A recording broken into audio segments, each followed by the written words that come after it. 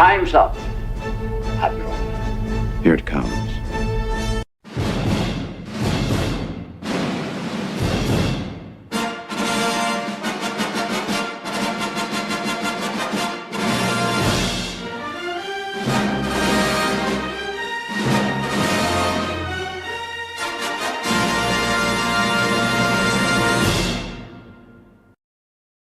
Fade in. If somebody's going to try to blackmail me with advertising, blackmail me with money, go f yourself. But go f yourself. Is that clear? I hope it is. Hey, Bob, if you're in the audience. What's the matter? Take yourself a great big bite of meat. Taste the pleasure of the highest quality pork around. Give me the meat and give it to me raw. Do a little Mr. Miyagi. No, I'm doing the Karate Kid focus in and out right here. This is like me breaking blocks of ice. Okay. Oh, these two girls when you kiss, they're gonna be hot. Oh, yo, Elizabeth Hurley's gonna get butt naked in this. I dangled for too long there. That wasn't fun. But I'm so apathetic to Star Wars that this episode could have featured Yoda riding on a dildo being wielded by R2-D2, and I would have the same reaction. Yo, you let it don't hit the back of your throat. Have you no shame? Well, we're talking about people who have serious sexual orientation and gender identity problems. And I'm not talking, and when I say sexual orientation, I don't mean, a dude who likes a dude and a chick who likes a chick. We're talking about people who think that they're non-binary and they don't know how to play with their holes and shit like that. Oh, so, Jesus Christ. Like, I want to dive into her deep pool and swim around in her labia. I'm still jerking off in front of my console. Oh, yeah, is that sauce good? Oh, that sauce is good. You got to watch it. You got to hit the like button. We've got to get it up for him, guys. Come on. Everyone who's watching this Don't video say needs it to like go that. over Don't say it like that. And share the video. We got to keep going. Don't they have to get it up for me? Don't say it like that. God damn it. Oh, you will taste and see that I am delicioso. But it was a space battle. It's a visually impressive object all over it. Great Scott. I'm retarded. It has shown us one thing. The fake fans, the stands, they show up. They showed up for all of these. But they're not an audience. Nope. They're a bunch of weirdos hanging out in a parking lot watching each other do weird shit. Oh, God. I don't know where I come up with these. They just happen. Are you out there watching them watch them? I can hear them from where I am. That's the a lot of squelching. Yeah. Listen, at least I don't have to clean it up. That's good. I'm colored. Shut up. I'm not gonna try and win hearts and minds, pretend I'm something I'm not. Like a video game. No, it's bullshit. Not real. But we don't want Revan touched. No. Agreed. You don't want anything good touched. No. Agreed. Yeah. Because Disney Star Wars is a bad touch. It is a bad touch. Touches you in the bad place. It's a bad touch. Show me on the doll where Disney Star Wars touched you. I need a bigger doll. Oh, God. There's no doll left. Howdy all! I am Adam the Renaissance Nerd, and it is May the 4th. So let me wish each and every one of you, May the 4th be with you, because you know what? Disney Star Wars has proven that it will carry on the mantle, the glory, the legacy of George Lucas Star Wars. They have brought Ahsoka into the limelight.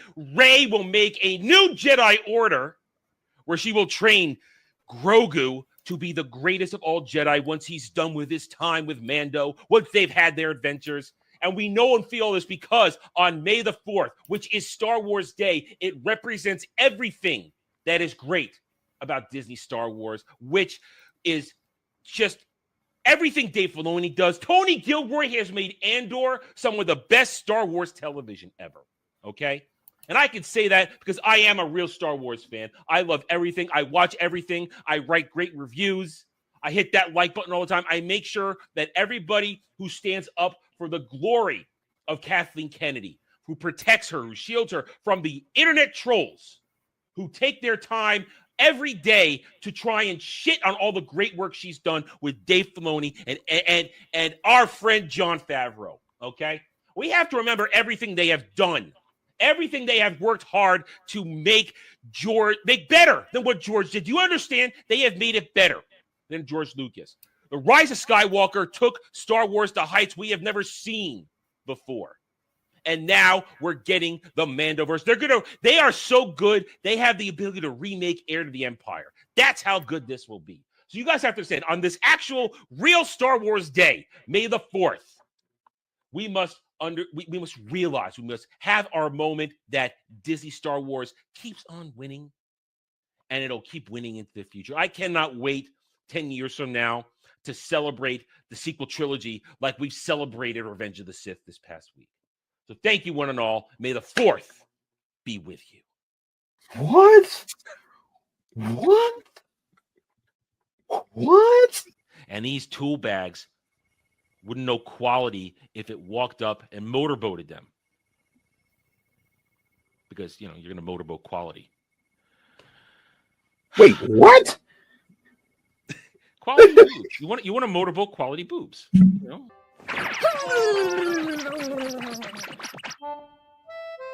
we go. All better now.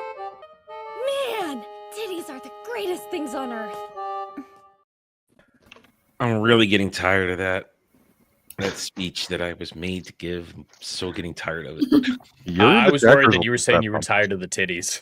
No, I'm never tired of titties. That's like the saving grace. It makes me feel better. And in no way, shape, or form did I sit down here at 12:55 ready to start the show. In no way did that happen today, thinking it's time to start. And then I realized, wait a minute, it's only 1 o'clock. I've still got an hour. Hail and howdy, everybody. Welcome to the round table, where we give you our unique takes, our interesting, fun ways of breaking things down every week, where we have fun. And we hope you have fun, too. So, Jed, are you having fun yet? Oh, I'm having so much fun. I was able to watch a lot of Classic Who this weekend to expunge the stench and the vile taste of Shutigawa Doctor Who from my mouth. So I've seen more Classic Who this weekend than Shutigawa. So that's definitely a thing in my favor. It's a matter of balance, and I'm on the right end of that. So doing better than I could be otherwise after watching the newest episode of Shooty Who. You feeling better overall, though? Overall, though, yeah, I'm not as sick as I was yesterday. For those who watched Drive-In, I did say I had food poisoning the night I went to go see Mission Possible. So I don't know if that will tie into the memory of this film and affect it in the future, but we'll see. Honestly, that's a thing. Sometimes how you feel when you do something or some other thing can significantly tie to a memory and can taint or favor it. That's a real thing. That's totally. Oh, it absolutely is. I can attest to that, because for when Captain America: Civil War came out, the day before I was in a 4-wheeler accident and my knee was carved up to hell. I could barely walk, and I went to go see it, and we watched it in D-Box. For those who don't know, that's where the seat moves along with the movie, and so I was just in agony through all of Civil War, and it took me years to separate that emotional connection to the film and actually watch it and say, wow, Civil War is actually a good movie. I've just hated it for this long because it was attached to that painful memory. Yeah, that sucks. It was a mistake. Yeah. That's why I don't like the ham and egg combination, because I threw it up after watching The Last Jedi. Oh God. And that's a 1-2 bam. See, I was gonna say, yeah. Once upon a time, when I was a kid, I was feeling ill, and my mom made a baked potato from me, and it took me 20 years before I could eat a baked potato without looking at it and getting nauseous. Yeah, but I sympathize. That's just a silly story. Kratos' joke is funny. The last part was a lie. The first part was I know. Hello, Dragon Lady. How are you today? I'm doing all right, and I did sympathize with you in the potato part. There's a reason why. I can eat one now. There's a reason why Potato disagrees with me, and I have to have my chips very crispy, shall we say. Okay. See, I got over it eventually, because baked potato is now delicious. Butter, salt, delicious. But no, it just took a while, because I was nauseous that night, and she ate it in front of me, and it just couldn't look at it and smell it. So it took a long time. And we are joined today by our good friend Kratos El Gratos. Kratos, how you doing? Hey, good to be here for the first time. Unfortunately, couldn't be on here with Dre. I'll try to fill his shoes, but my feet aren't as big, so we'll see how that goes. Yes. Dre is away doing real world man stuff that probably more important than this. So he'll be back next week for whatever nonsense we have to deal with. But today, hail and howdy to the chat. We hope you guys are having a great Saturday afternoon. Hail to both Algrim and Legatus, some of my mods here to keep the peace. Legatus is a bot, and Algrim likes me. That's just the truth of things. Hail and howdy to Dom H, who is not banned. He's not banned. He's not banned. Prior to some against propaganda. There's some propaganda out there saying he's banned. He's not. Hail, son of Joxer. That is right. Ding dong. Wheel of Time is dead. We will talk about that a little bit. I have so many. That's like a theme of the week next week. Wheel of Time canceled. We've only touched the surface of how much I'm going to dance on its grave over the next couple of days. It's glorious. Hail, Ruben X, another one of my mods. How are you, my friend? And let's see. Anybody else who's not chatting but just watching? We are, of course, happy to have you here with us. The best thing you can do, hit that like button. Hit that like button. Chat it up. Ignore us. Just talk with each other. Have fun. We're here to do that. And, of course, we are here to remind everybody that it is Star Wars Day. It is real Star Wars Day. Realsy real? Realsy real. And we are literally 1 year away from the beginning of my Day of Doom, which you guys could turn into a week of Doom. I've been saying week of Doom, but I've been saying week of Doom. That's because I was mistaken. I thought that Mando Grogu came out later in the week. No, it'll already be out on that horrible Monday, May 25th, 2026, when I will be going to Galaxy's Edge with my so-called friends, where I will be basically made to suffer right away.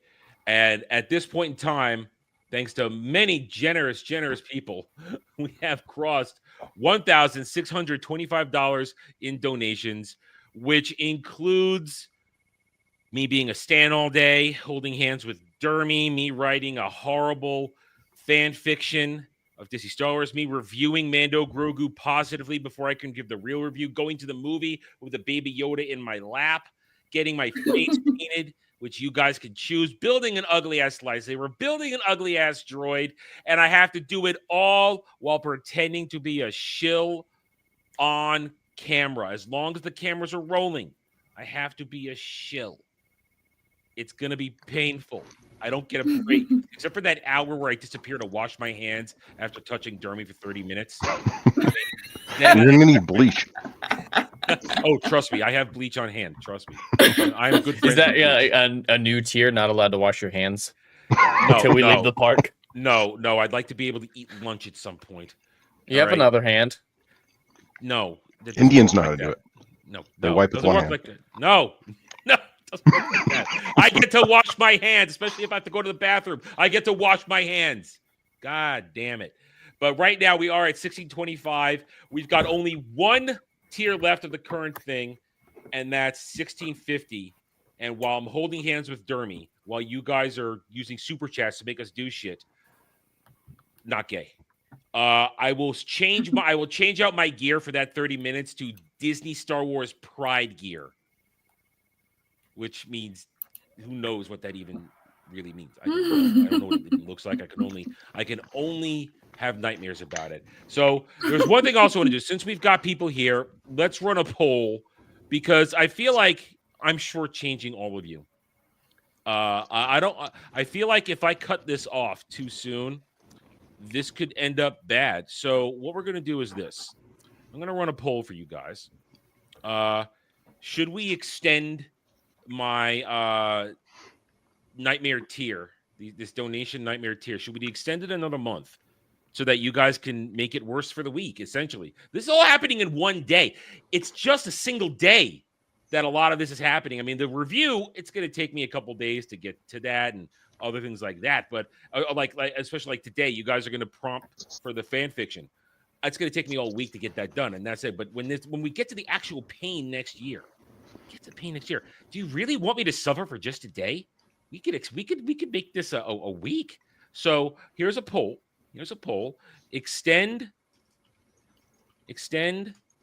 the nightmare tier, if I could spell correctly, nightmare tiers for another month. to pay spell to make me suffer for a whole week? Yes or no? Starting the poll. The poll is up. Go ahead and vote, you guys. And also, again, if we do this, yeah, already they're coming in 100%. Ooh, here's an idea. Are you Okay, planning what do you got? on being in Florida by March 19th? Here's the thing. Remember, part of this whole thing right now is to get the channel to a point where I can actually move out of where I am and support myself and move me and some family to Florida. So hopefully I'm living there already when we do this. And it could very well be March or April because I have to give this place like 60 days notice if I'm moving out. Yeah. So we can hopefully have me there. So it's a possibility. I could be there already. So the whole point is let's get this channel really revving and riding. That's why the Double D's is working so hard. That's why I'm trying new tactics, new videos, shorts, all this stuff, because we want to get the channel to where it's generating significant enough income that I can move me and some family members to Florida and support it. So yeah. I'll throw this idea out there. If you are there by March 19th, that's when MegaCon is. And I will be in Orlando for that. And you can give yourself all sorts of punishments for that if you think that's a possibility. Why don't we put a pin in that and do that if it looks like I'm going to be there? That could be a whole different tier of punishments. Exactly. So let's put a pin in that one. And I remember there is a limit. I'm not going to do like dermy degrading stuff. That ain't happening. Except for holding hands. Well, that's kind of just 30 minutes is super gay. No, well, I'm not gonna do exercise in the middle of the street. I'm not gonna do that kind of shit. That ain't happening. Now, gonna shave your head and glue a yarmulke to it? No, it's already there. It's under his hair. It's still stuck. It's still stuck. No, I mean he's an expert level Jewish person. He has it tattooed on. Oh yeah. So there's one, but yeah, we can have me make her say stupid things. You can, like the whole point of the Disney Star Wars thing is like make me look stupid, be something the opposite of what I am in Disneyland. So put a pin in that. If we are going to MegaCon, we could set up some punishment tiers of making me just do the opposite of what I am. Generally, the best thing to do is make me behave the opposite of what I am.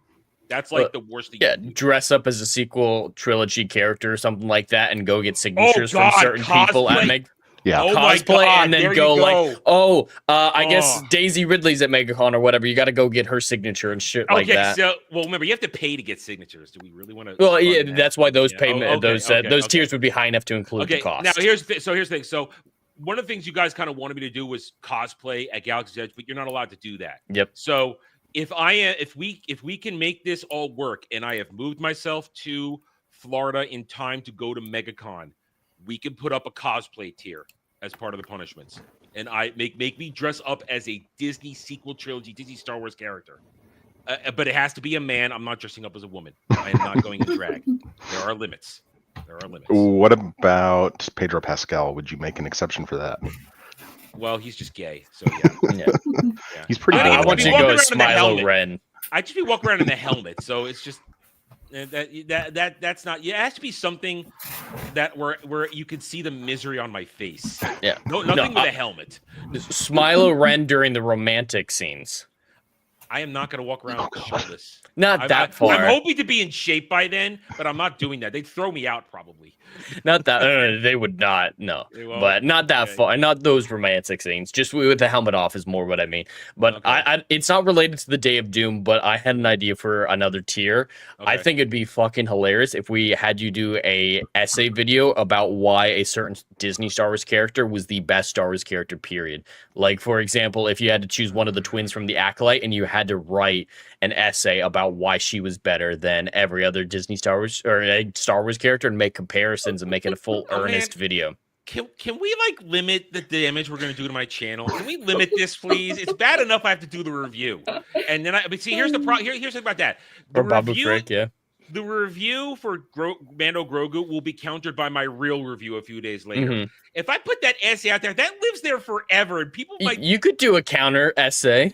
Oh, God. See, this is the torture that this video would cause. Just suggesting it makes it this painful. It's like I don't want to ruin my channel. I mean, come on. It's not going to ruin your channel. Babu Frick, really, Fraser? Really, JT Fraser? You want to do this to me? I can't be Babu Frick. It's a tiny little thing. Just remember a giant Babu Frick. Oh my god. All right.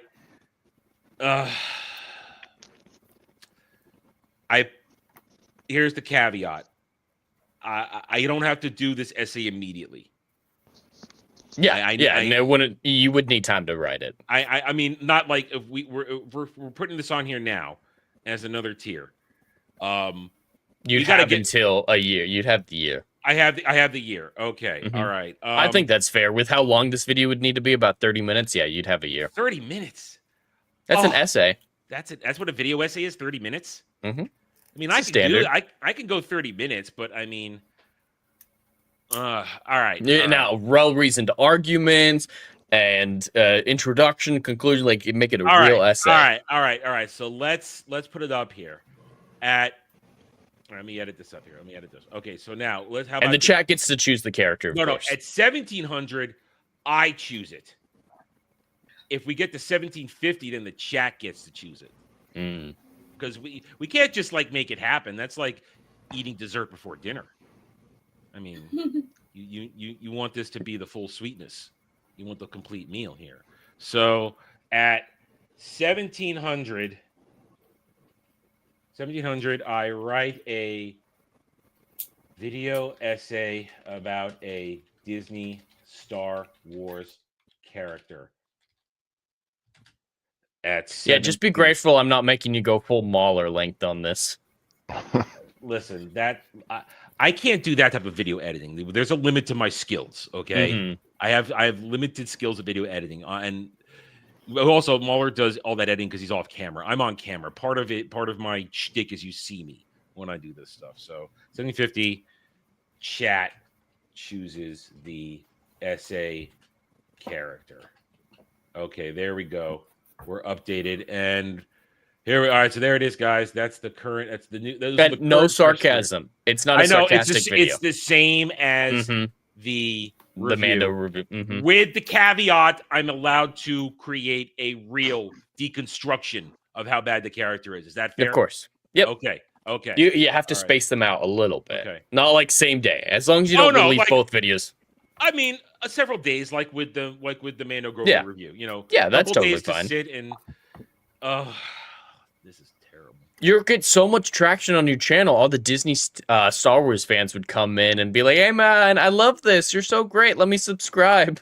Yeah. You need to have like a big disclaimer flashing on the screen saying this is in irony or something. I'm not allowed to, Kratos. I have both. That defeats the point. Most of these things have to be appearing with me in earnest. I can't be like, I can't make a secret joke. I can't be sarcastic. I can't like tie anything. I have to be earnest, and that's why I can do the rebuttal, the counter one, a few days later. You're really going to explode some heads of your detractors because they don't understand the concept of like being able to reconstruct their opponent's arguments.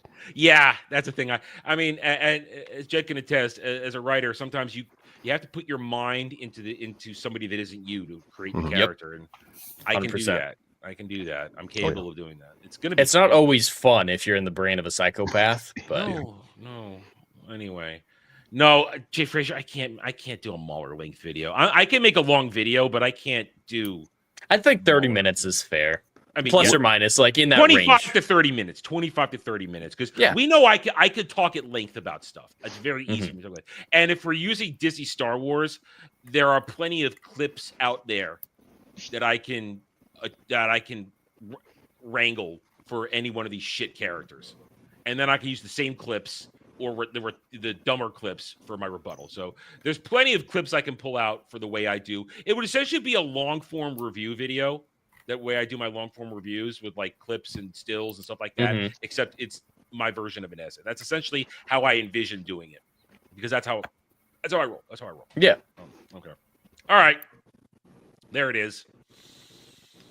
A couple more tiers on there, guys. Make the pain happen. Anyway, so let's get to our actual show today. Enough making me feel bad. It's never All right. enough. It's never enough. All right, so we got a good show for you guys today. We're gonna. I'm gonna start off. I want to continue my victory lap. We're gonna celebrate the end of Wheel of Time, like I said it would happen. Then we're gonna talk box office. Then we're gonna talk the fascinating thing that Lilo and Stitch Backlash is happening.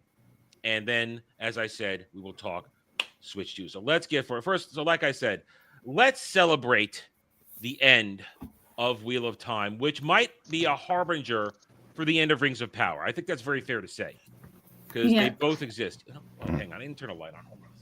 Why is my lighting all fucked up? He's so professional, Chad. He's top tier YouTube content. Yeah, I'm the bestest ever. So Wheel of Time got canceled late Friday, early Friday afternoon. No, mid Friday afternoon after I was done with Double D's and we do the whole joke, is Wheel of Time canceled? It was. I just didn't know it at the time. The Deadline does this whole thing about how, it was financial, even though it had high views, this and that.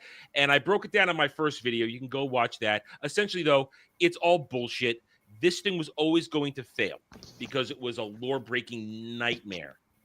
And it was only liked by stands. So for today, I'm not going to go into this deeply because I have a whole slew of things planned for you guys for the next few days. What I do want to do is let's take a look at the stands. Let's check in on the stands.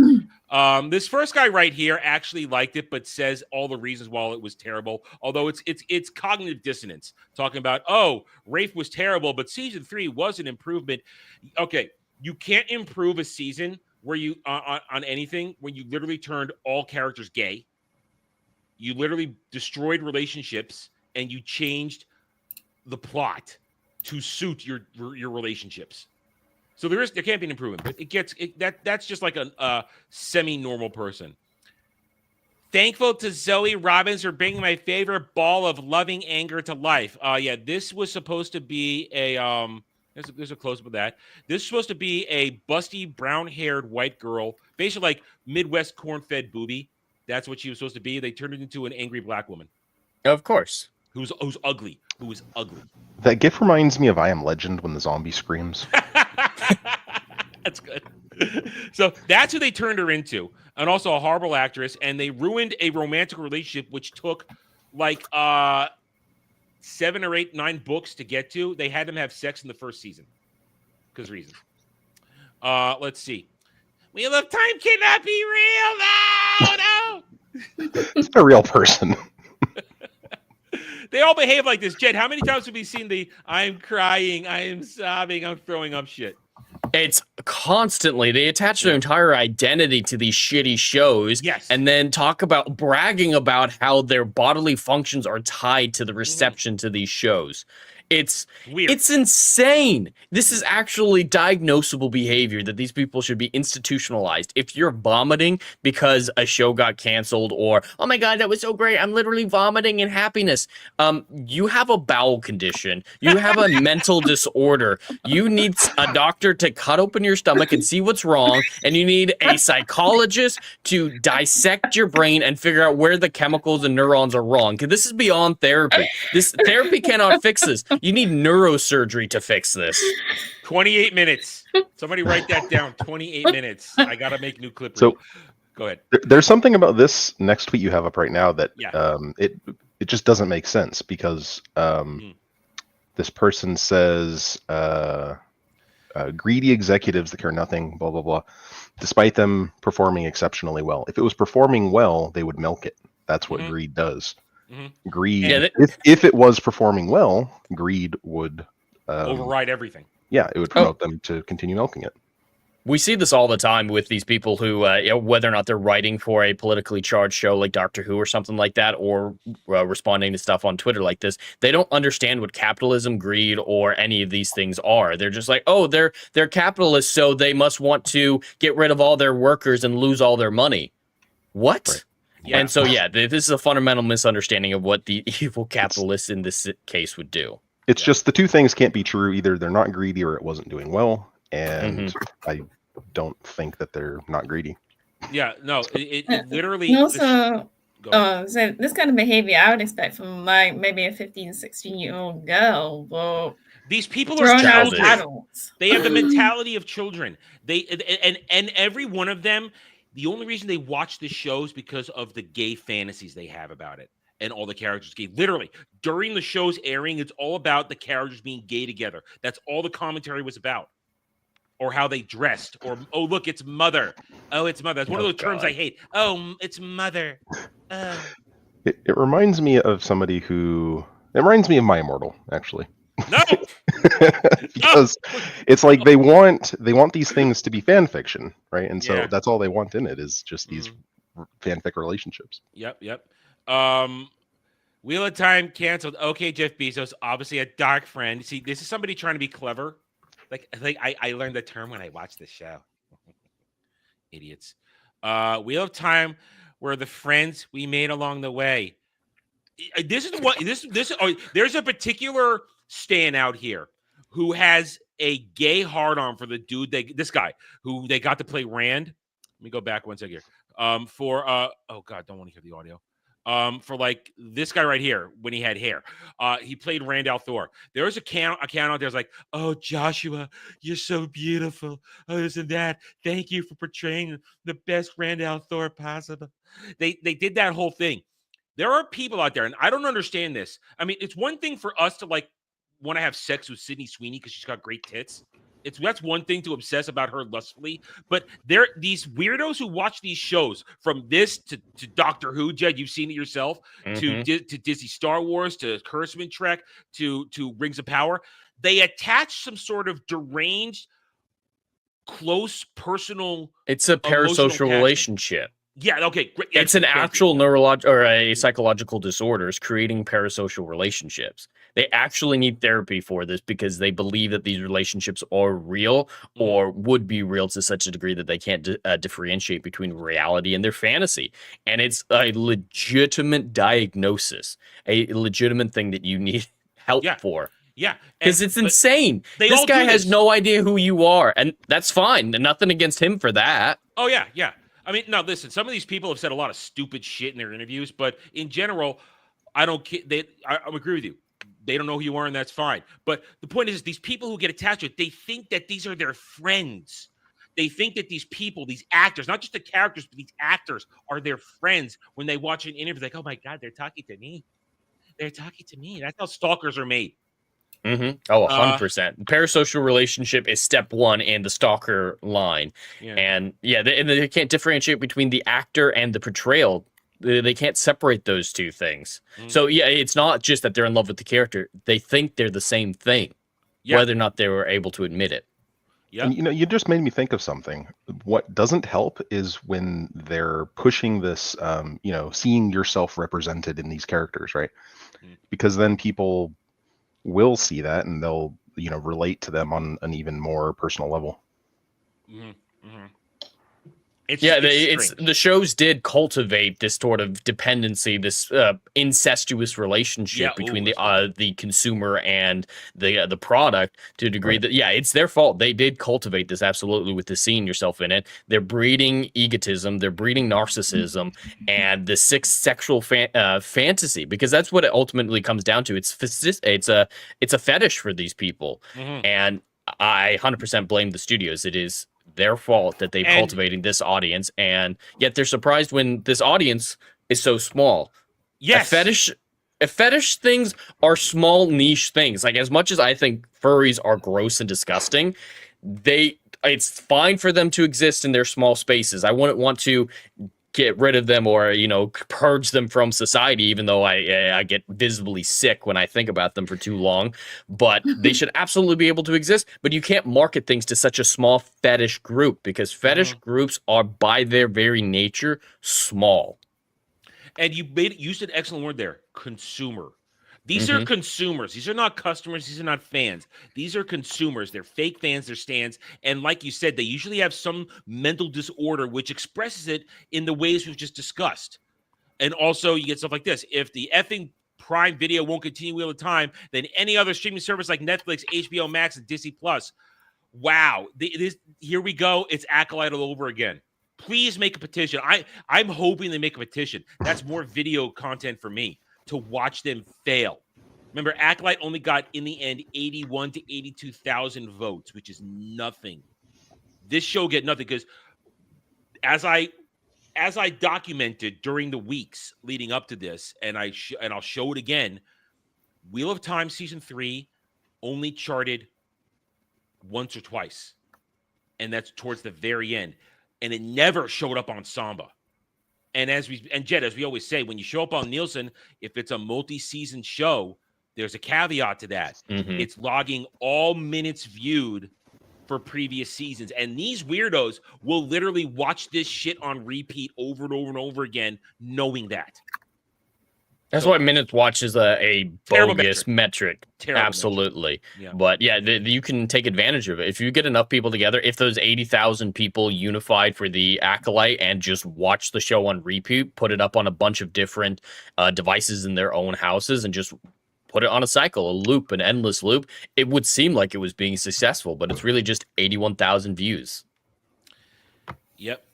Damn it, Amazon, for canceling one time. I really liked that show and wanted to see where it went. I haven't read the books, but I love the show. Well, that explains it. If you'd read the books, you wouldn't like it. You wouldn't like it because it's bastardization. And so now the gnashing of teeth begins. And how much you want to bet the whole argument of, oh my God, this is why streaming's terrible. I mean, streaming is terrible, but they need to let these shows cook. They need to let them cook.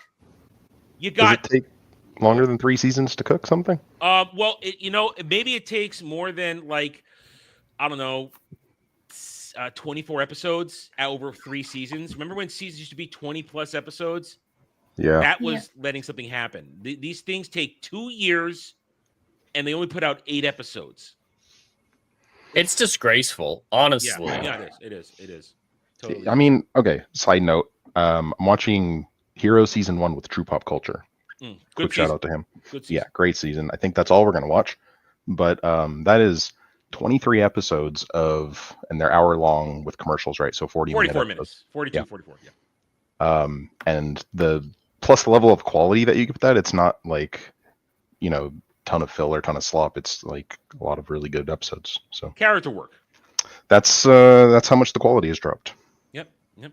We used to get 7 seasons of Star Trek episodes, 20 to 24 episodes. We used to get 24 episodes of Stargate episodes. I mean, that's how it used to be. Reels TV, procedurals still do that. Well, they used to. I don't know if they do it anymore. I haven't watched network television in like 8 or 9 years now. But either way, you get my point. Jed said it perfectly. It's a disgrace that they can't make it. And these fake fans always cry, oh my God, just let this show work. It's getting better. 3 seasons. Dog shit. Based on bullshit metrics. And you can't simultaneously hold the view that the show is good and wait for it to get better. Why do you have to wait for it to get better if it's good already? I mean, it's one thing when we always say Star Trek Next Generation, seasons 1 and 2, they're a little rocky, but it's a brand new, it was real television, and they're working in an established lore, and they really are finding their footing, but it's not all bad. It's just rocky in places, which is why it's got peaks and valleys of greatness.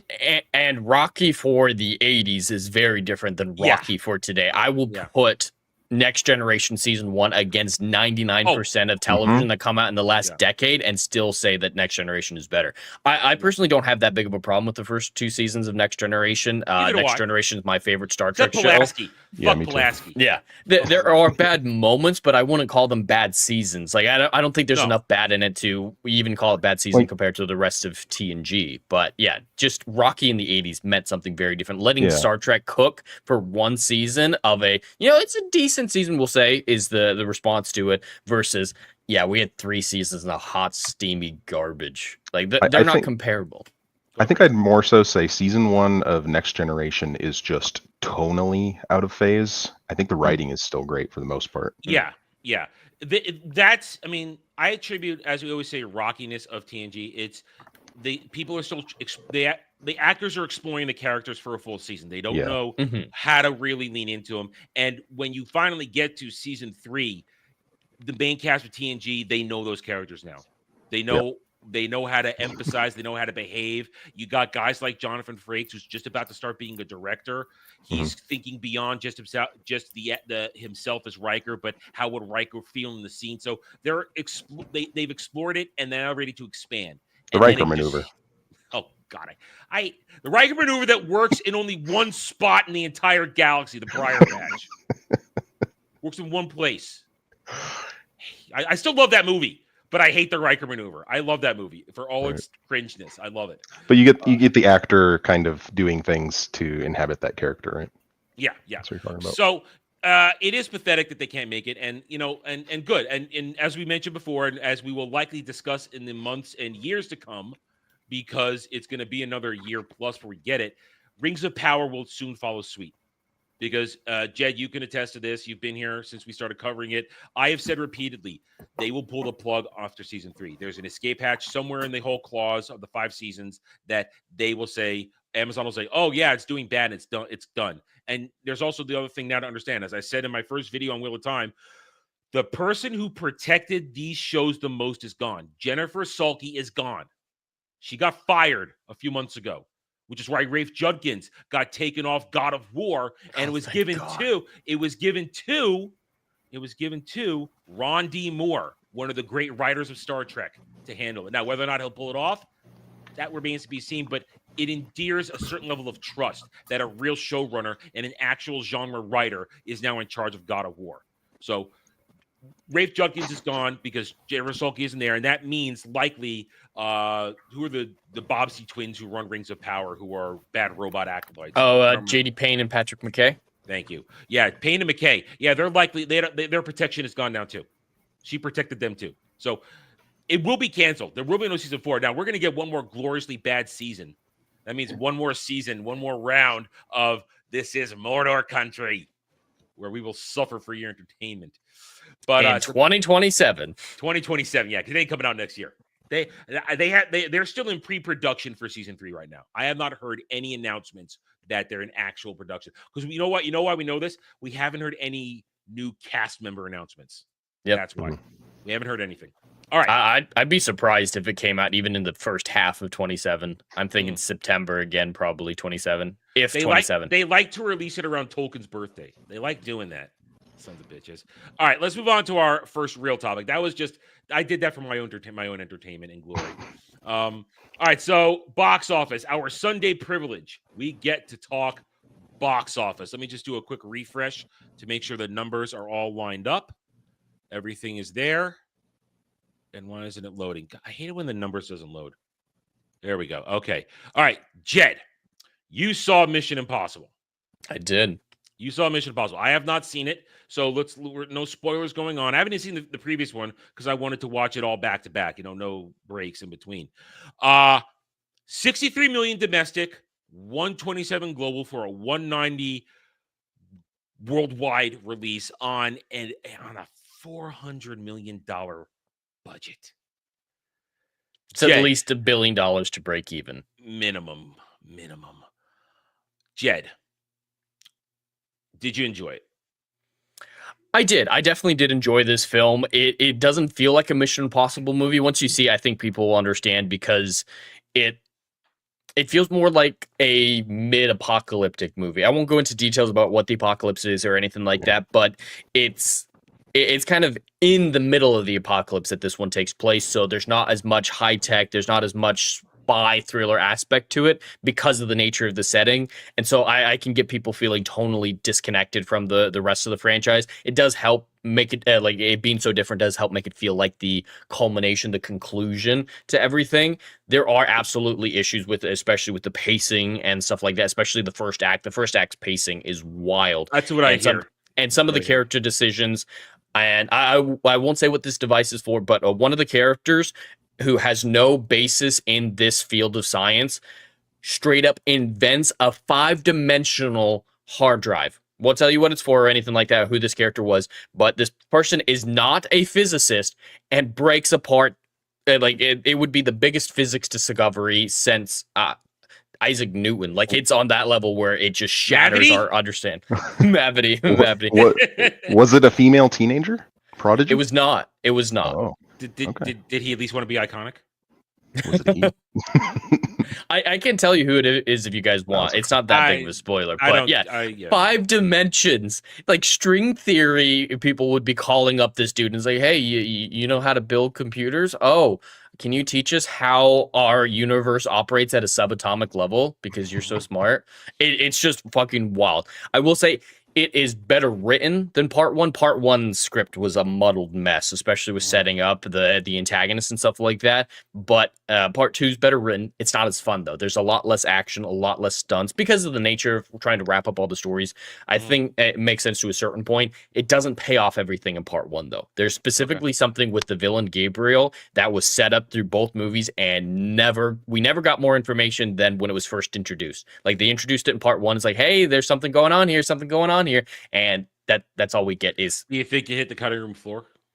It might have, and I think a lot of the problems with part 2 are centered around Gabriel as the villain. His performance is manic and weird, and they keep implying that there's a history between him and Ethan that they don't go enough detail into. I think this movie would have worked a lot better if we would have to take a big pill to justify this. But if you could get over it, Henry Cavill surviving after Fallout somehow, and then that'd be a big ass pill to swallow. Yeah, him surviving is the big pill to swallow, but then have him be the vehicle for the entity in Dead Reckoning and Final Reckoning, because we have that personal connection, we have the better actor, and his goals can translate well from a writing perspective onto the entities. Gabriel, we have no idea what he wants, why he wants it, why he's involved with the entity. He's just kind of like, hey, I know you, Ethan. I'm bad guy. That's exactly how he's portrayed in the whole movie. It's fucking weird. Gabriel's the worst part of these two movies, but I was satisfied with how they wrapped it up. I was satisfied with the ending. The ending's fine. And Ethan's character, I think, is handled well, and I don't know if you could pull another movie out of the end of this. I won't go into how it ends, but there could be. But after going this big, going to actual apocalyptic, not pre-apocalyptic, I don't know where you could go from here, but I definitely would recommend it to people who are fans of the franchise. It's nowhere near as good as Fallout and the first movie, though. It is better than 2 and 3, though. I despise 3, and that's also a problem with it, because Final Reckoning tries to tie all the movies together, and for the most part, it does a good job. Some random side characters are like, hey, I'm actually related to this person. Does that affect anything? Well, no, but I am. Okay. Yeah. And there's a few instances of that. It's like, why did we reveal that? What is that helping? But it builds off the plot of 3 more than any other previous movie, and I hate that. Yeah. All right, so we don't have now. Tomorrow will also be an actual real day because it's Memorial Day, and people are going to go to the movies tomorrow too. So it's a 4-day weekend. I guess these are good numbers. I mean, Jed, they're saying this the best opening day for a Mission domestically. It's the best domestic opening, far from the best international, because the Fallout international versus domestic, Fallout made almost 800 million in the end, and its domestic was only 200 million. There's a big difference between the international and the domestic, but with its budget, it's never gonna make money. Even if it makes more money than Fallout or has more gross than Fallout, it's not gonna make any profit. It's impossible. And Dead Reckoning didn't make profit either, so the final 2 movies being out of profit is not a good sign. And well, I mean, but the franchise is over. It's done, essentially. I mean, at least from what I can tell. So where do you think it ends up? Because since I haven't seen it, I don't feel like I can make an accurate call. The word of mouth isn't great for the movie. Yeah. I definitely had a lot of fun watching it. It's a fun movie that I enjoyed, but I can see why normal Mission Impossible fans wouldn't like it, because it's heavier emphasis on character and plot than big action stunts. Like, there's only really one big stunt set piece. Of course, every movie has their iconic stunt, but there's still other stuff going on stunt-wise in the other movies. This one is pretty much like one big stunt, and that's it. And so I can see normal Mission Impossible fans not liking it and feeling bored. That I went with Fear the Beardo, and he was bored through all of it. I liked it, but I understand all these criticisms for it. I would give it like a 6 out of 10, maybe. Like, it's okay. It really is okay. So box office wise, at this point, I would be surprised if it made 550. Like, I think 500 is probably where it's gonna. I can lean to what you're saying on that. The general feel of this, everybody was excited, they wanted to be good, but now the reception's been pretty meh. It's not raging, it's just kind of no. And it's gonna peter out probably around there. I just have one question, Jed. Does Tom Cruise run away from his gay thoughts in the movie? He does run. He of course has to run Always a lot, running. but he runs towards a gay man. So I don't know if I don't know. No, I don't know if he's gay. He just seems gay to me. But as long as he's running, that's all I need. He's of course running. But there is a funny moment in the film where Ethan has to. He's being confronted by someone who's like, "Is he a bad guy? Is he not a bad guy?" Kind of a side character like that. And the guy pulls out his gun and points it at Ethan kind of down by his waist. And we're like, oh shit, is this guy deciding he's the villain? Won't tell you who it is. And then he just moves his gun to the other hand and reaches out to shake Ethan's hand. And you're like, why do you draw your gun to shake his hand? It's not like he gave the gun to Ethan or anything. He just drew it just to hand it to himself. And then these characters have had like 2 scenes together. Like there's not a character between them. They shake hands and then they go up for the bro, like clasp hands. And then Ethan limps away, and it's like, "What the fuck was that?" Okay, so that would was you a say, funny moment. So you gave this a 6 out of 10 as a movie on its own, but would you, as like a series finale, would you say it's good? I'd give it around the same 6 out of 10 just for wrapping up everything, because there's a lot of unneeded stuff they were wrapping up. You know what, from the trailers, there are characters all the way from the first movie that tie into it. We get some resolution on some of those stories, and I do enjoy that. Yes, Angela Bassett is the president. But she in was this already film. an established character, though. She was She was the director of CIA in Fallout, and then she was briefly mentioned. Like she had the presidential photo in Dead Reckoning, and I don't buy that necessarily. That she'd go from CIA director. That's my problem. Is CIA director to president? Well, it depends how many years. She might have done something else in between another position, because she might have held another cabinet position, because that's happened. I've seen. Well, there's only 2 months between Dead Reckoning and Final Reckoning. No, I mean before she became president. I mean, right, and then Fallout. I think there's a year between Fallout and Dead Reckoning. So I year. thought Rogue Nation came after Fallout. No, Rogue Nation was 5. Fallout was 6. Oh, okay. I always get those Rogue. Okay. So I think at most 2 years to become president. Okay. Well, either way, I mean, it's not. She does fine. Like she's.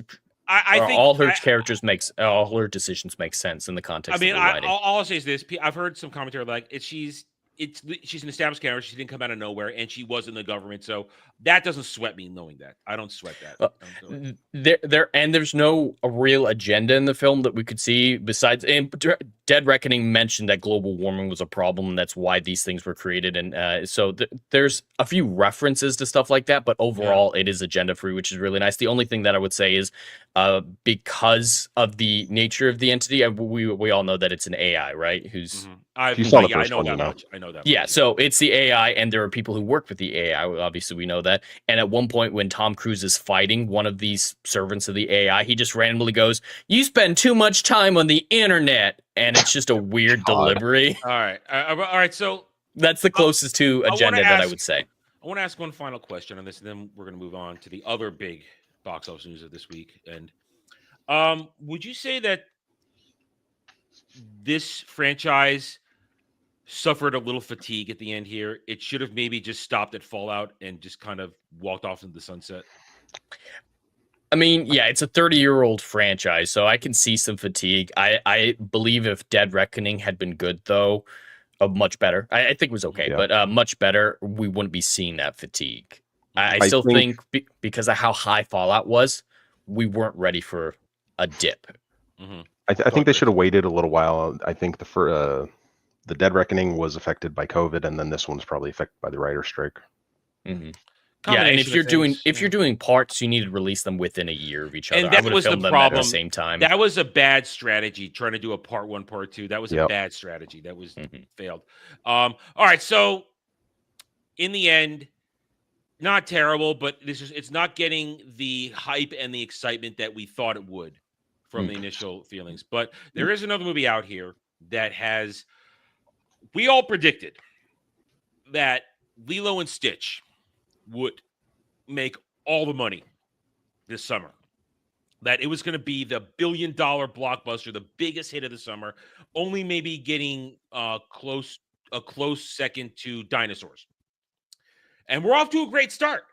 145 million domestic, 158 million international, 304 million worldwide on they claim $100 million budget. I don't buy that. I don't believe that. Not for 1 second. I don't buy that for a second. This movie is Stitch alone's going to be expensive CGI wise because he looks great. I think Stitch is actually some good Disney CGI, which we don't see a lot. The color palette's a little flat. He should be a little brighter from just what I see. But they did cut back on a lot of CGI for this movie. It's only like mostly Stitch apparently. But what you have here is a movie that had a lot of marketing put into it. A lot of marketing. And this movie is easily 200 million, but still, we'll play their game. This thing will hit profit before the week's over. And so if it hits $1 billion, Disney's going to make money.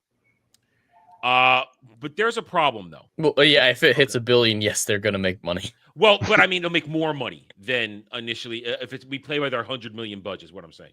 But yeah, they're going to make a lot of profit. I think they're probably at profit already, if we believe their number. If we believe, well, yeah, I mean, they're pretty much there. They'll be there tomorrow. It's Memorial Day.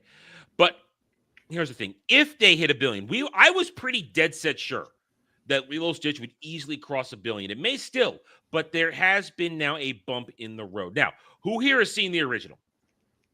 Yeah. As a kid, I don't remember a thing about it. Okay, so I've seen the original. I watched the sequel movie. I watched the TV series, and I watched the finale movie. I saw it all. I watched it all, and I think it's one of the best overall series Disney has done back in the day when it was still Disney, because it had a lot of heart and soul put into it. Ohana. Ohana means you don't leave family behind. That kind of stuff. And people resonate. Stitch is a great character. Lilo's a great character. All the characters, all the family, all the experiments, they're all fun. It's exciting, good time. When we saw the initial trailers come out, and I gave a reaction, I said, wow, looks like they're sticking to it. And if they stick to it and they don't put agenda in there, it's going to be fine. Well, danger, Will Robinson, danger. We have a problem.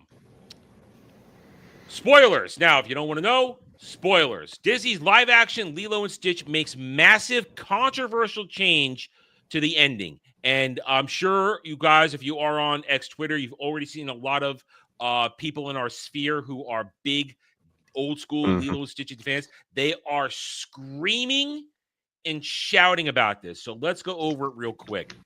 Par for the course with such adaptations, a number of changes have been made to the tale of Disney's Lilo and Stitch in its jump to live action, but perhaps none more significant or as baffling as the rewrite given to the film's original ending. Now, among that, they got rid of the giant fish guy, Gontu, I think his name is, the bounty hunter who they hired to come and get Stitch. He's not even in the movie, from what I'm told, which is a massive missing piece of the equation, especially if you go forward, because he continues to be an antagonist through the entire series. Goofy, but there. So he's not even in it. And their answer, he was too expensive for the CGI. So yeah. Okay, so well, that gives a little bit more credence to the low budget then, I guess. But I guess. But now here's like the original movie ending. Everybody's happy, and let's let Bounty and Thomas does a very good job of explaining this. So I'll let them do it. As readers who have seen the 2002 animated original may recall, one of the central themes is the concept of family, as exemplified by the relationship between titular Lilo and her older sister Nani. Recently made orphans thanks to the untimely car crash death of their parents, the film opens with Nani preparing for a home visit from the social worker Cobra Bubbles, who is soon arriving to evaluate her capability as Lilo's caretaker. Unfortunately, thanks to a string of miscommunications between all three, Cobra walks away from the visit with strong doubts regarding Nani's capacity to be responsible. Let me illuminate you to the previous situation in which you have found yourself. I am the one they call when things go wrong, and things have indeed gone wrong. In case you're wondering, this did not go well. You have 3 days to change my mind. And then Stitch is going to crash land, and hijinks will ensue that make them a better family. But despite her best effort, after another recapture attempt by Jumba and Pleakley ends with her house being blown to smithereens, Cobra decides to remove Lilo from her custody and begin the process of placing her in foster care. Understandably confused, Nani frantically declares to Cobra, "You don't know what you're doing. She needs me." only for him to pull Bella back. Is this what she needs? It's clear to me that you need her a lot more than she needs you. However, after the Great Council Whoopin officially sentences Stitch to life in exile on Earth, in doing so formally designating his new family as his official wardens, Cobra not only revises his initial judgment and grants Nani full custody of Lilo, but also goes on to become a genuine friend of the family. And though the live-action Lilo Stitch still attempts to embody the spirit of Ohana means family, family means nobody gets left behind, it completely misses the mark thanks to the aforementioned change to its ending. Now, I'm just going to quickly roll through what goes on here. The movie's going to follow some along these lines about this whole thing. And then at the very end, Nani gives up custody to the state so that she can go to the state, to contiguous states, and become a marine biologist, become an educated Whammons. That's so stupid. And let me guess, Lilo is fucking full awful. support of that decision. I guess so. Yeah. And the male love interest is nowhere to be found. Probably not. I think he's in it, but he's probably a goofball. To summarize, whereas the anime original ended with Nani fulfilling her goal, being deemed responsible enough for Lilo, the live-action version concludes that with her winning Lilo back, only to have her to leave her to care of local family and friends in order to attend college. So empowering. It's so empowering. And this is... This was an easy layup, Jed.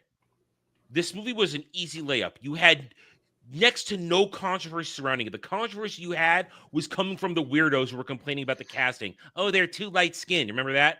Oh yeah, that was the worst of it, and I think some people were joking that Nani wasn't thick enough, but no one was actually serious about that being a controversy. But yeah, they were coming into this with such a better head start than Snow White or any of the other recent live actions. They had love for the original. The cast wasn't saying anything too stupid. The trailers looked like it was honoring the source material. If they just followed the source material a lot closer, especially in the ending, this could have been easily the greatest live action, successful live action Disney film that they've had thus far, which would probably actually make them do more live actions, which I think is a bad thing. So I'm actually glad this movie's failing, just so that it might help Disney stop. We don't know it's failing yet. It's receiving the backlash, which no, I'm saying I would wish it was. Okay. Yeah.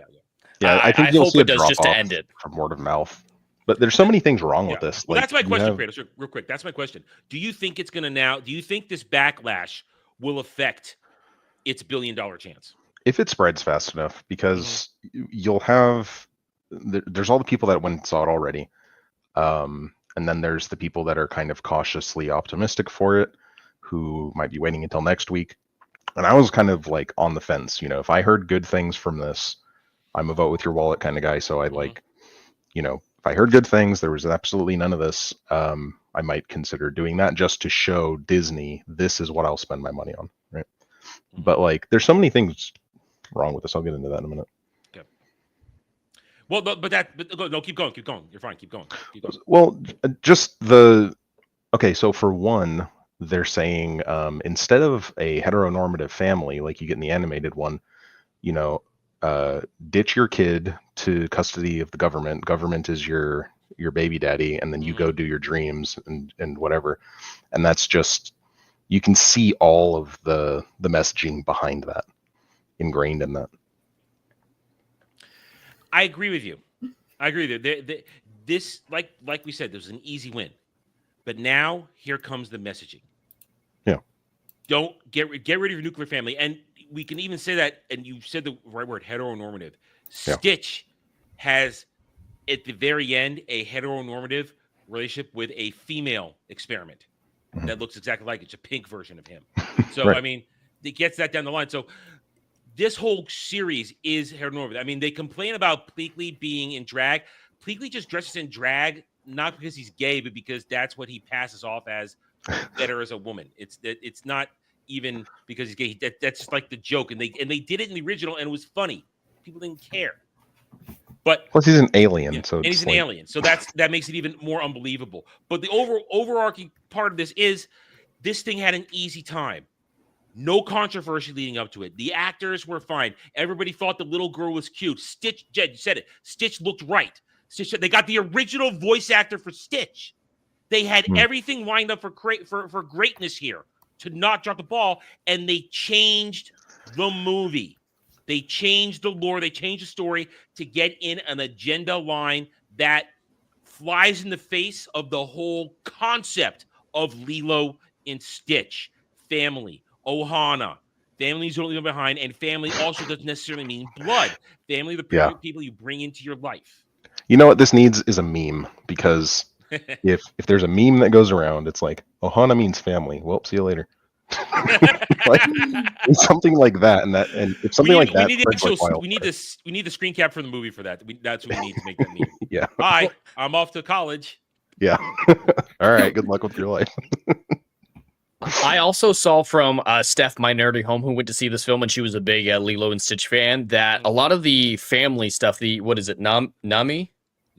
Yeah. Nani was replaced with the word for responsibility a lot. And it was more like, oh, I have a responsibility to you. And that was what the sister was saying a lot through the film, until ultimately coming to that change in the ending, where it's like, I'm not going to be responsible for you because I don't actually want to be. So, yeah, it's changing out family for feminist, lonely cat women. Yeah, and there's even little hints of like pro-choice stuff in there, like give up your kid, go pursue your dreams. Damn, you're right. Kids are holding you back. Yeah. That's where, from what I understand, the sister was starting from, is she felt like she was being held back, and then they grew into being an actual family unit and caring. Instead, they make that the end of her journey. Instead of a character flaw that is worked through, the character flaw is the destination rather than the obstacle. And I think that's a lot of the moral misunderstanding of modern day Hollywood with the changes, like Ironheart. That is a character flaw seen as the destination. I think that's a fundamental misunderstanding of basic morality. And what I'm curious about more than anything is, how do you pass that off as any kind of a good ending? Like, who is now responsible for Lilo and Stitch, by the way? Friends and family and the government. And friends and the government. That's it. Not only that, that was the whole point of Stitch being in there, was that he was there to stitch them up, basically. I get it. I reject. They stitched the family rift. I reject that joke. I reject it. That's a bad joke.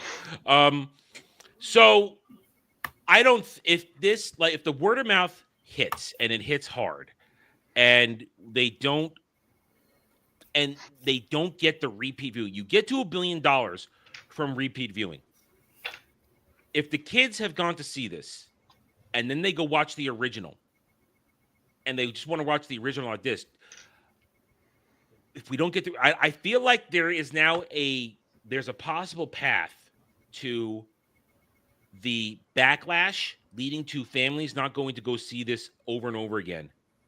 And it may fall short. Now, it will make money because of its low budget, but Disney needed this to be $1 billion to offset the losses they're going to suffer from the MCU this year. They needed this. And there is a chance it doesn't get there. There's a chance. I still think it. I honestly still think that it will make the $1 billion, just because there was enough momentum behind it, and it's already off to a good start. Now, we've seen things with good starts just fall off the cliff completely. We'll know next weekend. We'll know next weekend. I think it's undeniably going to make a boatload of money, but I don't know if $1 billion is in the cards at this point, because I would have imagined a higher opening weekend, honestly, to get to $1 billion, because with these types of films, there's no competition right now. There's not another family film out there right now. This has the box office complete to itself for this segment right now of the audience. Nothing else. So I'd have to see the second week drop off before I could say if $1 billion was even in the cards. Yeah, we'll know next week. I thought before we got to this, I thought, oh man, this thing breaks $1 billion easy. But now there's controversy, and it's not, and it's the kind of controversy that can sink a movie, because it's not about the cast, it's about the content. And controversy over content will sink it faster, because you're not going to enjoy it, so you're not even going to bother, and you're not going to bring your kids back again. So we'll see. Go ahead. I just texted my sister, because she has a daughter that is of the age that would go see this. Just the general ending. I don't care about spoiling it. Oh yeah. Well, we know what happens. So, for her, like, yeah. Oh, okay. So she, she's one of the people that, like, if you hear something bad about it, then she's your litmus mark. She's your litmus mark for it. Yeah. So just spread the word. If that's... Ariel, you say the Chinese market $1 billion. Ariel, they're brown people in this movie. It's true. The Chinese are not interested in anybody that's brown. They're racists. Plain and simple. And it's already been released. So this has the Chinese money. It was released on the 23rd. We had that Chi-Com money is already included in the worldwide box office launch right now. So they got that initial Chinese money. I don't think you could get much out of that. So yeah. Yeah. So I don't. Yeah. It's honest. Anyway. Just tell people that you know. Tell if you have like anybody else that you know that has kids that are wanting to go see it. Let them know. Well, the thing is, I mean, it's all out there on social media. It was out there. It's been out there since Friday night. I've been hearing this, and I'm fascinated is the best word I can put to this. Because listen, I want all things Disney to fail, but if something is good, I will give it credit. But if they change the entire core meaning of this movie from the original, that's not good, and therefore I want it to fail. This is enough of a reason for me to not go to see the movie. I mean, I wouldn't see it. I'd rather watch the original. I think the original is a lovely, delightful movie. Sure. Yeah.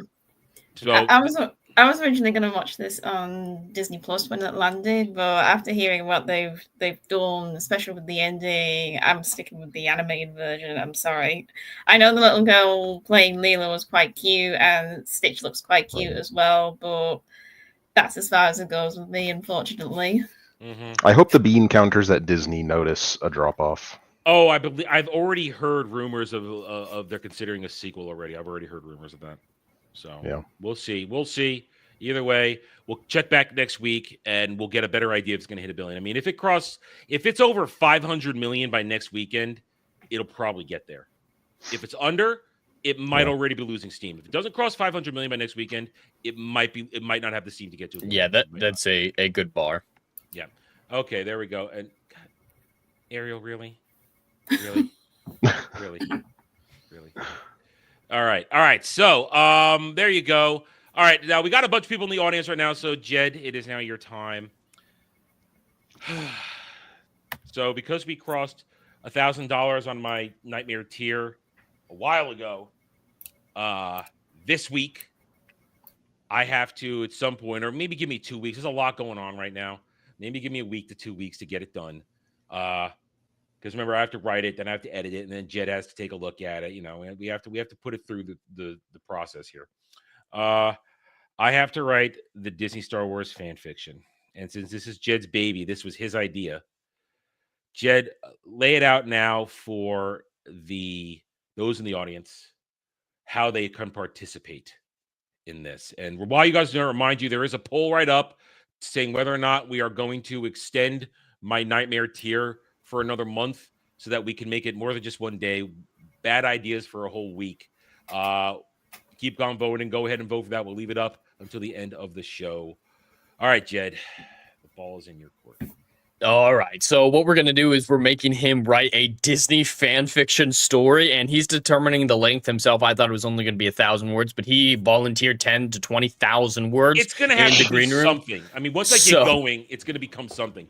So it's going to be. So that's pretty solid. We can get a lot of information in here. So what we have to decide, you in the chat, just put in the chat what you want the answers to these questions to be. I'm collating them. I've got a document open to write down everything. So if you have an idea for the setting, if you want it to take place on a certain Disney Star Wars planet, something like that, more location oriented, and multiple locations can be included. Like if you want to torture him and put it on the gambling planet from The Last Jedi, I can't remember what that one's called. That's an example of the setting. Canto Bite, thank you. I've actually blocked Disney Star Wars from my mind. He lives in it. He basks in it, which will be very helpful in writing this little short story. So we've got the setting. Definitely give me those.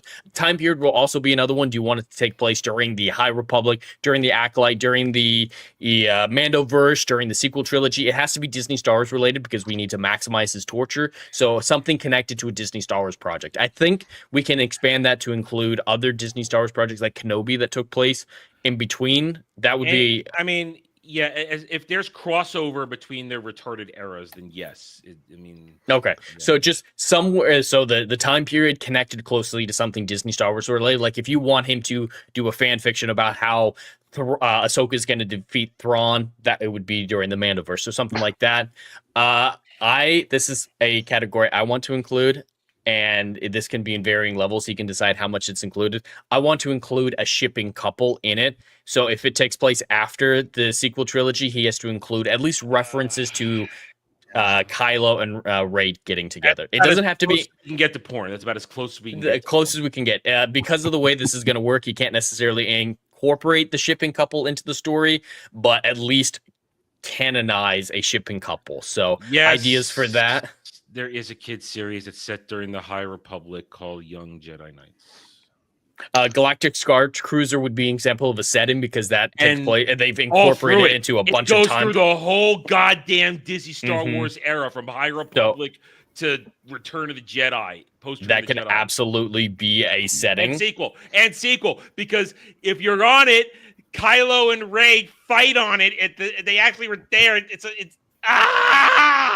So you're writing out all these ideas and you're gonna put them all together, and then Jed's gonna have a bullet point, and then I mean, there's gonna be a lot of different ones, so I'm gonna have to coalesce the best ones that go together. I guess is how it's gonna work. Okay. Here, Jed? Can you you want to take mine down? I got one I want to add. You are generally part of the chat, Kratos. So yes, you may contribute. Okay. So, given everything that is currently Disney Star Wars canon, I would be curious, as a challenge to you, either could you write something that fixes it, and fixes you can define how you think fixes it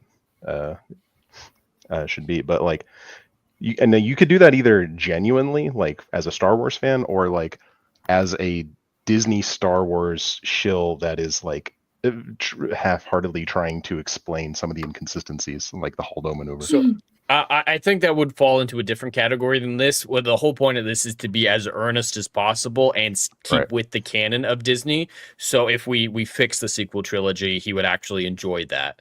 So so as a punishment, like, could you justify the Holdo maneuver? Well, thing? Is that what it's called? you could put that in there. No, that can be a prompt. That can be a prompt. Yeah. Is just specifically justify the Holdo maneuver. That 100% can work. I mean, here's a horrible idea because of the world in between worlds.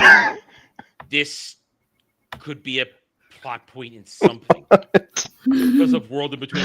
Because fucking Ezra pulls Ahsoka out of time. All right, You understand how bad this can get. This can get very bad.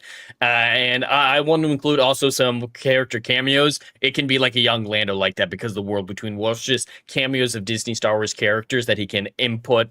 Yes. Whether or not it makes sense, it can even just be like, oh, Luke showed up, like Jake Skywalker showed up for some reason and waved. Like, it could be dumb, just cameos like that. And then funny prompts in general, like I've got pregnant Rey written down, justify the Holdo maneuver written down, stuff like that. So overall, we need setting, time period, shipping couple, character cameos, and funny prompts. And there is also... I think it needs a self-insert. A self-insert? I think that would punish Adam a lot. No bad fanfic exists without one. All right, we have a vote for Rose Tico and Finn as the shipping couple. I mean, if I self-insert, I'm gonna die with the Wilhelm death. That's how it's gonna end. All right, there's one last thing I want to include, and I haven't told Adam about this, and he won't be able to stop me. He will not be able to stop me. I will find all of the most popular Disney fan fiction websites and upload this to those sites. But I have a protection. That's what this is a protection. We need to come up with his pen name. That's another prompt. Well, remember also, I will be doing a dramatic reading on Daily Dive for this. Maybe not all in one day. I might, depending on how long it is. I might have to if it's long, yeah. But it still needs to be a separate video with edited appropriate clips and whatnot. A dramatic audiobook, basically. But yeah, I'm going to upload it to all those sites, and we can give him a pen name because I don't want to torture him that much to actually have his real name or his channel name be on these sites. So I'm allowing a pen name for him. It can be what we're gonna do? Raylo Lover 2000 whatever or something like email that. address we make up for it, you're gonna be charged that email. And any shit that comes in there, you deal with it. I ain't dealing with that shit. You gotta tell off all the preps. F you preps. Jed, thanks for helping me on this. Oh god. Yep, Jay Fraser, Archive of Our Own is the only one I know about, but I'm gonna research some of the other ones as well. Fanfiction.net's still alive. I thought that shit died. Stop flaming. Can I put author's notes in there? I think you need to. Jed stole my sweater, and I'm angry at you. Jed stole my BB-8 shirt.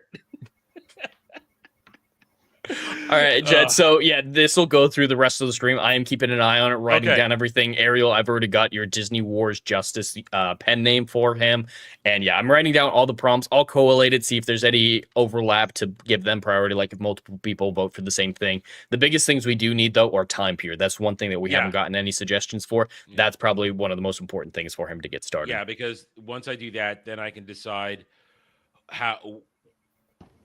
As I said earlier, when we talked about this, it's largely going to be original characters because that's the easiest way for me to write this. But depending on when it is, it's depending on what kind of original characters I can make. Because if it's High Republic, then I can make some stupid Jedi. I can make them non-binary. So I can do all kinds of the retarded shit these Star Wars does. But if it's Acolyte, that's also High Republic. But then I have to include Acolyte bullshit in there. If we're Andor period, but the Rise of the Galactic Empire, Disney Star Wars version, I need to research crap that goes on there. If it's Mandoverse, I have to decide what part of Mandoverse it's in. If it's post-sequel trilogy, that's a lot of open room because there's literally no content post-sequel trilogy. I have very little to work with there. So the Jed is right. The setting, the time period does matter so that I can active craft it. And we've established when I said 10,000 to 20,000 words, that just means I'm not putting a limit on myself. It'll go as long as it needs to. Once I put it together, it'll go as long as it needs to. How I do it with edits, this and that, and it'll get a beginning and an end. And it could be anywhere. It could be anywhere from like 5,000 to 20,000 words, depending on how much I get into it. Because I will give this my all. That's the whole point of this. I'm supposed to put all my talents, all my abilities as a writer and creator into this as though I gave a damn. So, yeah. So there you go. All right, guys. So keep on throwing stuff out there. Jed will keep track of it as we go into our final topic of the day. Is Nintendo becoming Big Brother? That is a worry we have. Now, we have established a long time ago, I am not really a Nintendo guy anymore. Yes, I have a Switch. It's not here in the room at the moment, but I have a Switch. I occasionally will buy some games for it. I was born a gamer as a Nintendo person, but I shifted to other stuff because over time, Nintendo games stopped being games I was interested in. Specifically, I don't really care about their first-party stuff. I could give two shits about Mario. I don't care about Zelda. I care about Zelda, but not the level other people do. And I definitely don't care about Kirby and Smash Bros and all that stuff. I don't care. So it's not my thing. So I went to places where they had RPGs and strategy games and stuff that I liked. That's fine. But I don't talk ill of Nintendo because I realize Nintendo is still a vital part of the gaming industry because they innovate. They come up with ideas and they make the other companies be better sometimes. So I think I'm pretty objective about the whole thing. But all that being said, this is the conversation I'm here for mainly. And I'm mainly, a Nintendo fan, but I'm also, and first in line to criticize them. But like what you said about the, I think they set the high bar for game quality, except for like outliers like Pokemon recently. But and Pokemon is essentially Nintendo first party, essentially. It is, but it's also owned by Game Freak. Well, yeah, we know that, but I think they dropped the ball on that. That's a different topic. It's an exclusive. That's a definite topic. We need like Dermy and like other very big Pokemon players here for that discussion. But point is, but Nintendo, despite being innovative, they're also usually a little behind the bigger consoles, the bigger, more powerful consoles, in terms of getting things out and competing in the market. Now, the Switch is going down as one of the best all-time selling consoles ever. Switch 2 has a chance to get up there as well with the install base and the fact that already people are frothing at the mouth to get their hands on a Switch 2, despite the price point. But over the past several weeks, since the announcements in April, there have been some concerning things coming out of Nintendo and how they're behaving. And I guess we'll discuss how this attributes to Nintendo's personality as a company and how they treat their fans and how they treat their customers, i.e., they generally don't listen to them, from my understanding. So before we go into that, let's just go around just to make sure we all understand where we are in terms of involvement with the Switch. I've already said where I am. Switch 2 ain't happening in this household, not for at least 4 or 5 years. They would need games, and I'd have to give a damn. But, Jed, where are you on the Switch 2, just so we know where you stand going into this? Well, the only reason I would have to get the Switch 2 at this point would be to play Mario Kart with the Geeks and Gamers crew, and that's not enough of a justification for me. So I was looking into the quality of the console, the different games that'd be available at launch, and then with all this news that came out about the license agreement and the bricking that we'll get into and whatnot, I'm not going to buy a Switch 2. I've made that decision, and not really connected to the price, even though the price is a big part of it. I mean, like, it is a factor, but not the deciding factor. If someone gifts it to me, which might happen, I'm going to use it. I'm not going to waste it or throw it away, but I will not be spending my own money on a Switch 2 at this point because I'm not happy with their business practices, and I don't think they're offering enough at launch to entice me. If there was a Zelda game, I'd have serious considerations to have. I would seriously consider buying a Switch 2 for a Zelda game, but at this point, there's so little offered. It's a small lineup from what I've seen of important first-party games. And there's going to be some games that are going to, get releases on there. Like even Hogwarts Legacy is getting released later on this year. But first-party games, very little stuff from what I've seen. Mario Kart alone is not enough. And from what I see in World, I'm not liking what I'm seeing in World. It seems way too... the tracks are way too wide, way too straight, and the open world stuff is empty as shit and fucking pointless. Everyone's gonna skip that. There's gonna be people who play around in the open world for the first month or so, but when it becomes its norm, when it becomes the baseline, just like Deluxe is right now, people are just going to turn off the open world settings, which they haven't said is an option. So I fully believe that's gonna happen, unless they add stuff. Unless they add adventures out there, which we'll talk about that when we talk about the game price tags. Dragon Lady, where are you on the Switch 2? I have absolutely no interest in it. Way too many games now being released as digital downloads. That's a bit put offing for me. Yeah, we'll get to that. We're going to get to that. Yeah, I have no love for digital downloads when it comes to gaming, and a lot of it is online as well, which also puts me off gaming. That's why I like my retro stuff, which is all offline. So I have no interest in the Switch 2, unfortunately, for Nintendo. All right, Kratos, where are you on this? I'm gonna get it as soon as I can. I'm not in a huge hurry to get it because I don't have a lot of time to play video games, but I still haven't finished playing Tears of the Kingdom. I would prefer to play it the rest of the way on the Switch 2 because I get the free upgrade to the Switch 2 version, so I can play it and I looked at the side-by-side and it looks a lot better. And then I am actually excited to play Mario Kart World with my buddies, but I have to wait for them to get the consoles. So that's the thing. That's the thing right there. Oh, actually, well, technically not. If I get it, well, they haven't been clear on this. The game share. The sharing. Yeah. It can't be simultaneously. You can loan it to them. Like it would no. That's the virtual card. Mm-hmm. So the virtual card is like you can lend your game out to somebody. The game share is like DS download play. So that's a whole other feature where if you have, they haven't been clear on if Switch 2 games will work on Switch 1, but all of the Switch 1 games you can host with the Switch 2, and other people even with the first Switch can play the game at the same time, even if it's single player. So I don't think it'll be possible with a Mario Kart World. I think they'll still need the console, but yeah, that's because that's a Switch 2 exclusive. It's not cross generation. But for because me and my buddies like Mario Kart 8. We've been playing that forever. When all the DLC came out, we always which most people have. That's like the big thing of it. It just kept going and going and going. And to me, I know we'll get deeper into it. Mario Kart 8, I think the price is justified because of how long they spent on it. And the idea that they're always just going to keep adding stuff to it for free. They're never going to charge you again for it. So yeah. But yeah, I'm going to get it when I can. I'm not going to buy it from a scalper. I'm going to try to get the pre-order directly from Nintendo. I still haven't gotten the email, but Mm. that's where I'm at. All right, so that's the thought. I'm seeing the chat. They're talking about when they're going to get it. The diehards are going to get it no matter what.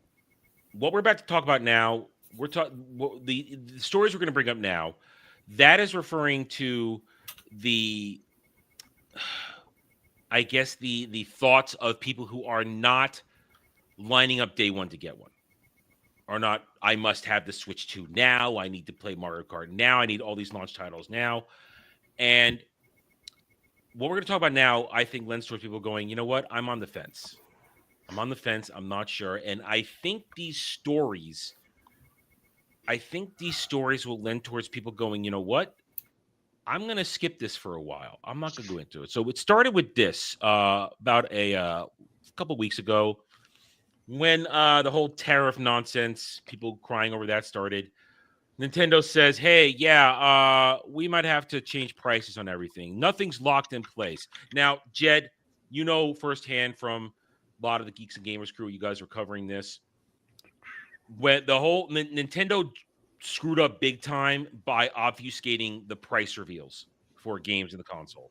And it rubbed a lot of people the wrong way. They're just going to buy it, but it did create a bad mood. Is that fair to say?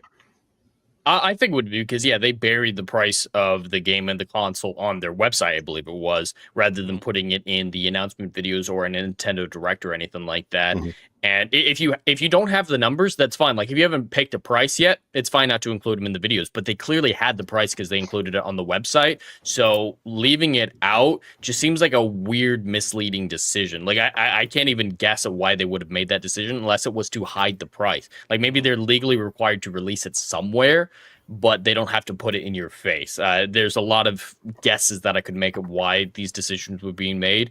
But if you have the price, why aren't you telling people that? It makes me fundamentally mistrust them if they're doing this. Whatever their reasons for doing it were, it just seems suspicious.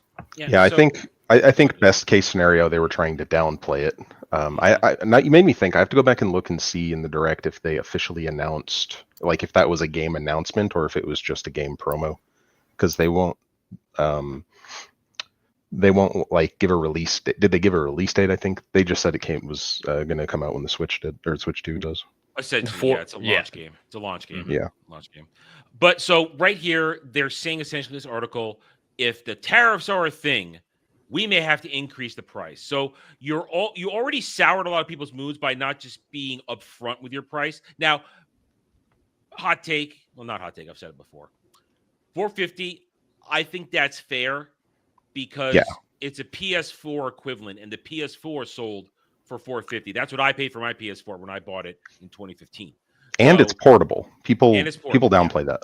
Yeah. So I think the price tag is fair, but I agree. Why not just tell us? Why play games with people? Why dance around it? Yeah, I think my biggest criticism, I criticize less what everybody else is saying about the price itself, and my biggest thing is Nintendo's marketing on this has been a complete failure. Mm-hmm. Yeah, the marketing was poorly handled because, it was poorly handled in a sense because of all the leaks. The leaks forced their hand to get it out early. Yeah, and because of that, they didn't have even remotely probably half of what they wanted to have prepared for their grand reveals and all this stuff. So they just got out some quick little videos, probably of stuff they were still working on, and the Nintendo drones will lap it up. Yeah. But the people who are questioning stuff are going to be like, wait, why, what is this? What's going on here? And I think it's a lingering feeling right now. Yeah, the stuff with the game pricing, if they were up front with, if they had their message ready to go, I think that would have been fine. People would have taken it fine because Nintendo has always had a variable pricing model. Mm-hmm. We have 3 data points right now. Actually, we have an $80 game, a $70 game, and a $10 game. Right. So I think it's just as fair to say, all Nintendo Switch 2 games will be $10 as to say all Nintendo Switch 2 games will be $80. I think what you're actually going to get is what you had in the past, where most of them hovered around 60. Tears of the Kingdom was 70, but a lot of them, good chunk of them, were 50 and 40. What's this article you have up here now? Oh, okay. So this is just some recent updates in the pricing stuff. for tariffs related things, because Samsung is gearing up to make chips stateside, so that can get around tariffs. So that is so Nintendo's partnering with Samsung to make the chips, so that can offset the tariff issue. That's just business, and that's good business. That's good business. All right, so that might have been solved, but my point is this: overall, Nintendo's behavior, they're not, and to Jed's point, it puts a bad taste in his mouth, and I'm sure there are a lot of other people who are not enjoying Nintendo's interactions with any of this. And now we get to the next part. Here's the thing that to me was like the next major red flag of why am I going to trust Nintendo if deep in their user agreements, user terms of service, they're going to reserve the right to brick your Switch 2 if you mod it in any way, shape, or form, be it a game or you homebrew it, as the community says, to adjust it to do stuff. And this is where I go, whoa. Once somebody has literally purchased your product in their hands, they freaking own it. You no longer own it. Yeah. There's two sides to this, because on one hand, like the right to modify your own hardware is, I firmly believe in that. Like you should be able to do that. But then on the other hand, because of what Nintendo is doing with like the virtual game cards and everything, it's making it easier than ever to just, copy and paste games. And so if you let's say you homebrew the Switch 2 and it's like, oh, hey, look, this entire library of things I have now is accessible from the root operating system. And I can just like do whatever and, make infinite copies of this, then I can see that being a problem. And so I'm sure there's still ways around it. I think originally I had a homebrew 3DS, and I think originally there was some disclaimer like, hey, don't connect to the internet with this, or it might be a problem. Or they'll like ban your account or something. But breaking a system, I think, might be going a little bit too far. It's Big Brother. Yeah. I think most people are okay with, like, if you mod a game, for example, or mess with the game and play online with it, they should be able to mess with your online account. I don't think anyone really has a problem with that. Yeah, that's totally different. And if you're trying to pirate the software, sell the software, of course that's illegal, selling the software, or you get the console from an illegal source, like you buy it from a stolen vendor or something like that. Yeah, bricking the Switch in that case, I think no one really has a problem with it, but it's the wide range of things that they can brick it for.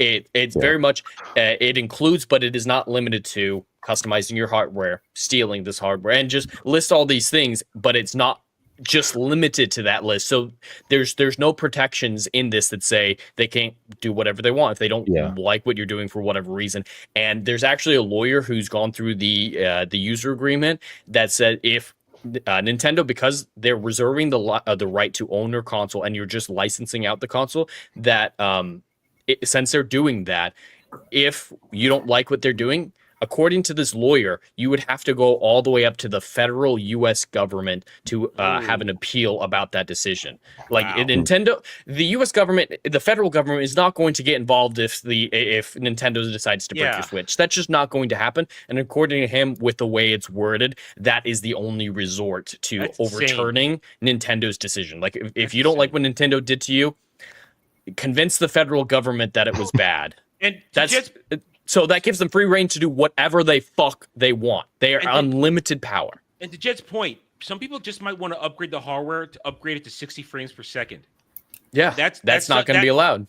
And they just want a better visual experience. They want to upgrade. Yeah. They want to upscale it. Use the proper terminology. You bring up a good point. Like, what is, we're looking at headline, but what is the definition of, like, what specifically will they do to break the Switch? Is it reversible? What things? So I don't mean to get into the weeds. No, I actually have a lot of articles pulled up with this, including the actual quote from the user agreement. First thing I want to add here, the update to the user agreement also prevents users from filing lawsuits against them. So you can't even appeal to silver courts if you don't like what Nintendo does, and the federal government's not going to involve. So there is literally no recourse besides Congress to stop Nintendo from doing whatever the fuck they want. But and then that's only valid in America.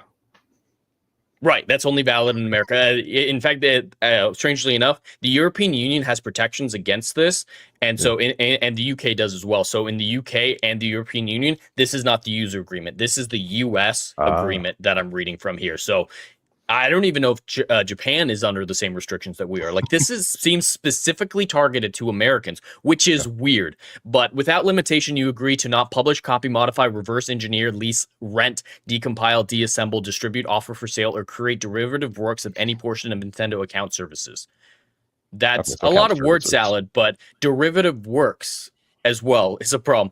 And you also do not modify, bypass, modify, decrypt, tamper, defeat, or otherwise circumvent any of the functions or protections of the account services. And people are saying that this includes it because of the user agreement. So your Nintendo account is where your license for the Switch is stored. So anything related to your account affects the Switch. But ultimately, it's just listing all the different things as you acknowledge that if you fail to comply with the foregoing restrictions, Nintendo may render the Nintendo account services and or the applicable Nintendo device permanently unusable in whole or part. That's the wording that we have here. But people are saying this is only affecting your account. No, they specifically say in the user agreement, the device can be permanently unusable if you break this user agreement. So it's too much power. I think the concept of having a kill switch is really what bothers me. I remember there were smart TVs that I heard, like I think it was LG. LG could just like remotely nuke your smart TV. Don't tell me that. I've got an LG right here. Don't say that. It was either LG or Samsung. I don't remember, but like it was some story about like how like if you had a TV and it connected to the internet in some country it wasn't supposed to be in because of whatever. Like they don't sell, or they refuse to sell TVs in Russia or whatever. They could just remotely brick your TV, which I hate that. Well, I hate them having to do that as well, but like the only way that would be justified if it was some way that you could tell if it was a stolen product. Like if it was stolen, like a serial number for Switch 2 was reported as stolen, and the first time it connects to the internet, Nintendo automatically bricks it. I think that's the closest thing to justifiable, but yeah, this is insane. And yeah, because everything's connected to your Nintendo account, this connects to modifying the Switch, modifying the games, all of that. And there is a legitimate argument that Frank brings up in the chat.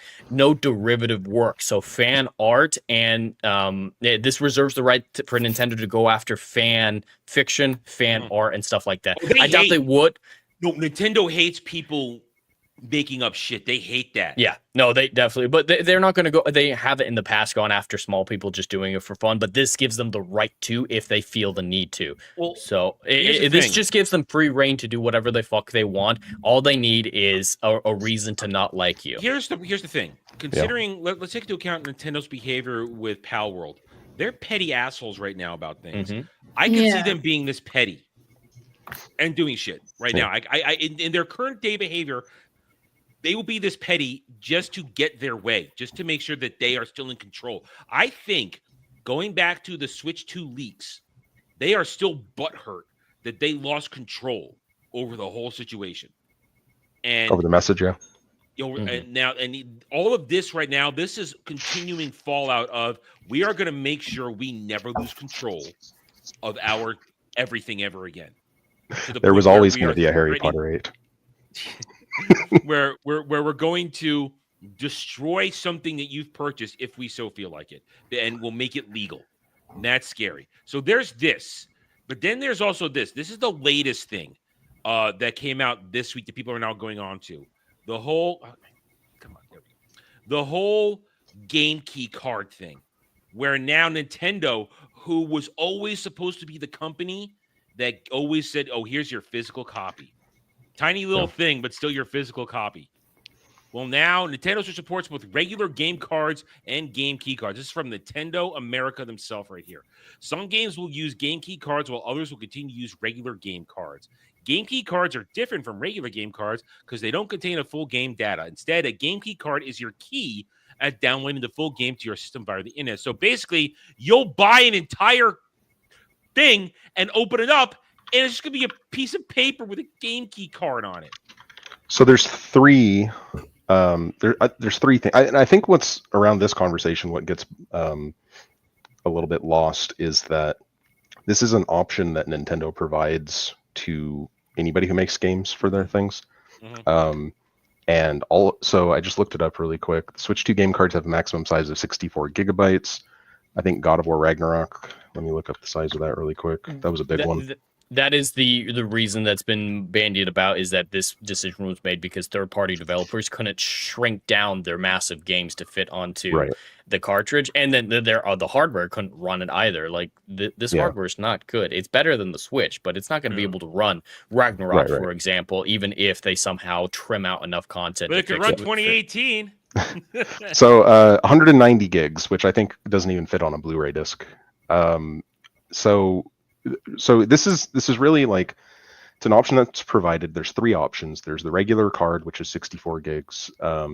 There is the game key card, which functions exactly like a game, with the exception that the data has to be stored on the SD card or something. And then there's the other way, which is just the code. It's a digital download code, which I hate. What I think this boils down to, though, is that it's bad marketing by Nintendo again. Oh, very. Yeah, like, back to what I said. This was a complete fumble on their marketing side, because what most people will continue to say is like, Nintendo first-party games are probably not going to do this at all, because even Tears of the Kingdom was only like 17 gigs.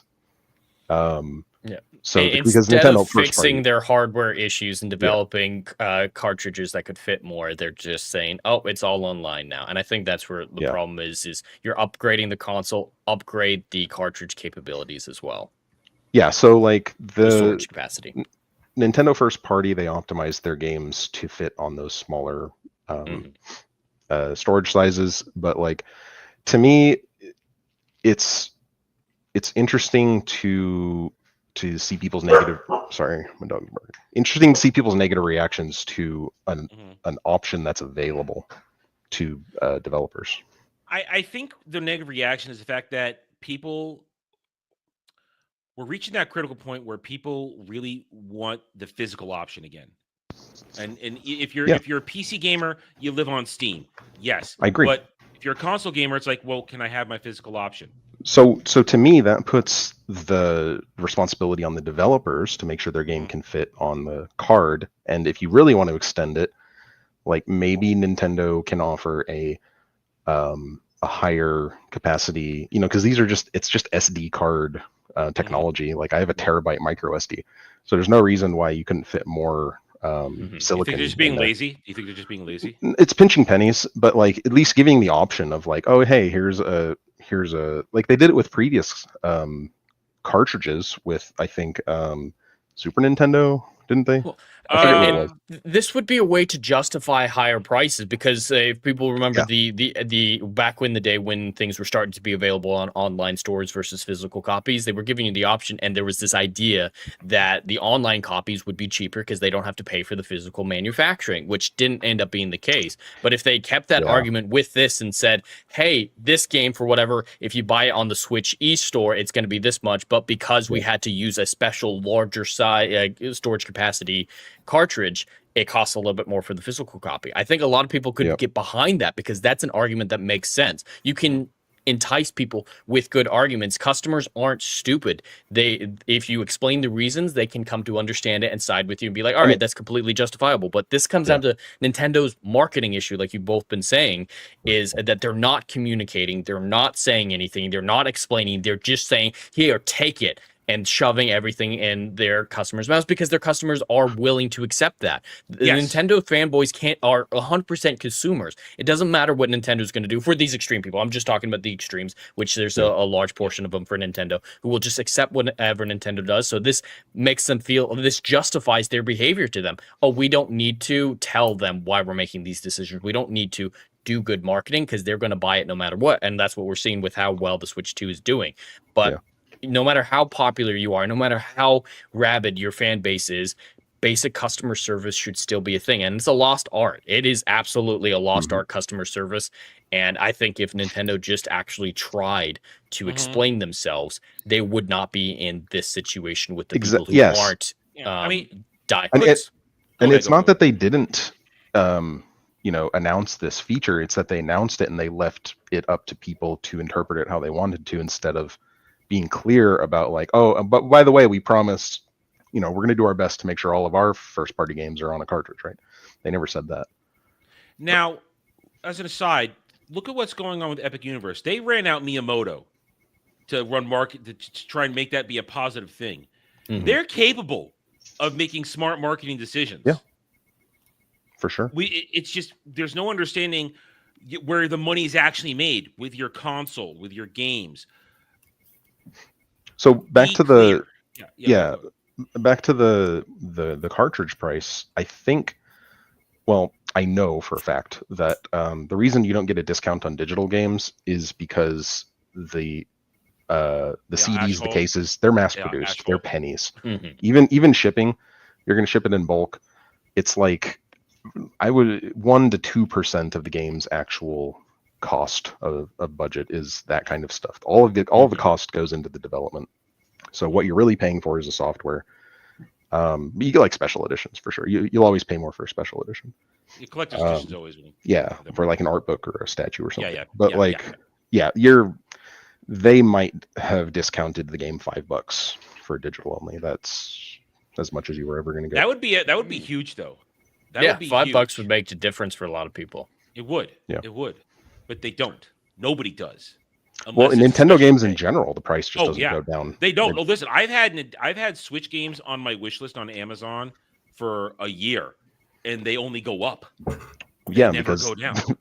because they become collector's items. The good ones do. Yeah. Now, on the other hand, Nintendo does have, or at least I guess they're phasing it out for Switch 2. Maybe they'll replace it with something. But they did have the voucher thing where you could get 2 vouchers for $100, and you could get the best value for that was Tears of the Kingdom and then a $60 game. So you would save $30 doing it that way. But then at the same time, they have a lockdown on classic games that they just refuse to re-release in any way, shape, or form.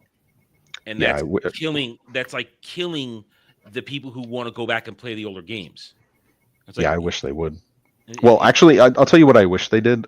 All of the previous games that I bought on the Wii U and 3DS Virtual Console stuff, let me have those. They you know own my them. account. Well, you don't own them, Kratos, because you don't own anything. Well, I mean, I still own them on those consoles.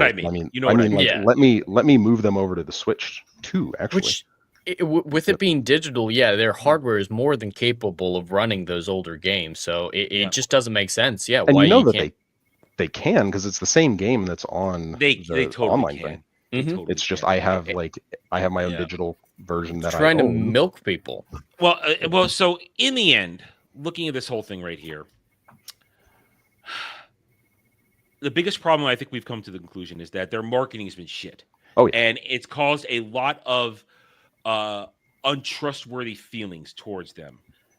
But it's people jumping to conclusions too, and like you see headlines on articles like Switch games will be $90. I don't know where even the 90 came from. Those are the true grifters. They're just trying to get traction and get people to look at their shit. They don't care at all. They're not really. And so it's hyperbole, and it is sensationalism in a lot of these. Good way to put it. But that's the unfortunate reality we live in. They're going to do that shit. Yeah. And it takes somebody like us or other people who actually give a damn, who are gamers, who are YouTubers, who want to do the research, want to get the actual news across, to do it and lay it out for everybody. I think we've been pretty fair about it. And it's fair to say that despite all of this, Nintendo Switch 2 is still going to do massive numbers in 2 months. 100%. Less than a month. It's out in a few days. Early June. I thought it was June 24th. No. It's like a week and a few days. Hold on. I mean, well, May ends on Saturday, so we're still in May for another week. So, this year's gone by way too quick. It is June 5th. Yeah, really, June 5th. Wow. Okay. Next Thursday. I live in my own little bubble world. Then I thought it was deeper into June. Now, if the reception to the Switch 2 when people get their consoles is positive, the Switch 2 could 100% be in the running for eventually the highest selling console of all time. At this point, it's in the running. unless the reception is bad. Like if something crazy happens and like, oh, it doesn't work or something like that. I doubt it. It could damage. Yeah, I don't expect it either, but I think it's in legitimate running unless something crazy happens when people get their first copies. And or their I first, got a little consoles. flack when I made my video during the whole release stuff. I said there's the distinct possibility it could be the #1 gaming console of all time. And people said, "No, shut up. What are you talking about? No. It could be." And for this one of the reasons, for every time I see somebody criticize Nintendo about one thing, I also see Nintendo do something that other consoles don't do, like the game upgrades. Because other consoles, you'll get like the PS5 version of a PS4 game. Oh, pay us another $60-$70, right? Nintendo is saying, actually, if you already own the other one, here's just one that has, if it's just graphical upgrades, like that's not free next the gen. Zelda one is free. I mean, it depends. Yeah, like the Witcher 3 I was gonna say came with Witcher. one. Witcher got free upgrade, free upscaling. Yeah, I think it more depends on the developer So did Elden of the Ring. game. Elden Ring got free upscaling too. So yeah, maybe that's not always on the console, but like Yeah. the idea of Nintendo saying, here's this whole list of Switch 1 games. Some of them we've added a lot more to, like Mario Party, because they have more gimmicks on the Switch 2 that they can use. But like, and so that one I think costs money. But then there's other ones that are they literally just turned up the polygon dial and the whatever other graphics settings, and I like that. I like that they're doing that, because then that brings us closer to my real ask, which is all games should just have that built in, so that they're not limited to a specific ceiling of a console, and it's more like because I'm PC and Nintendo basically when it comes down to it. And PC games, I can play TF2 on my current computer, and it looks way better than it did on my crap top from 2011. So I think all games should do that. But yeah, go ahead. No, finish thought. That's what I was going to say. So I mean, in the end, marketing has been bad, but I don't think it's going to hurt it too much. Like Jim said, it's going to take a catastrophe to sink the Switch 2. Because there are, I remembered what I was saying, because there are features that are making it more consumer friendly, despite a lot of people saying Nintendo's anti-consumer, like the game share I was mentioning. They're just idiots. They're just dumb. They are. They're not. They're no word. They're elitist. Nintendo are elitist.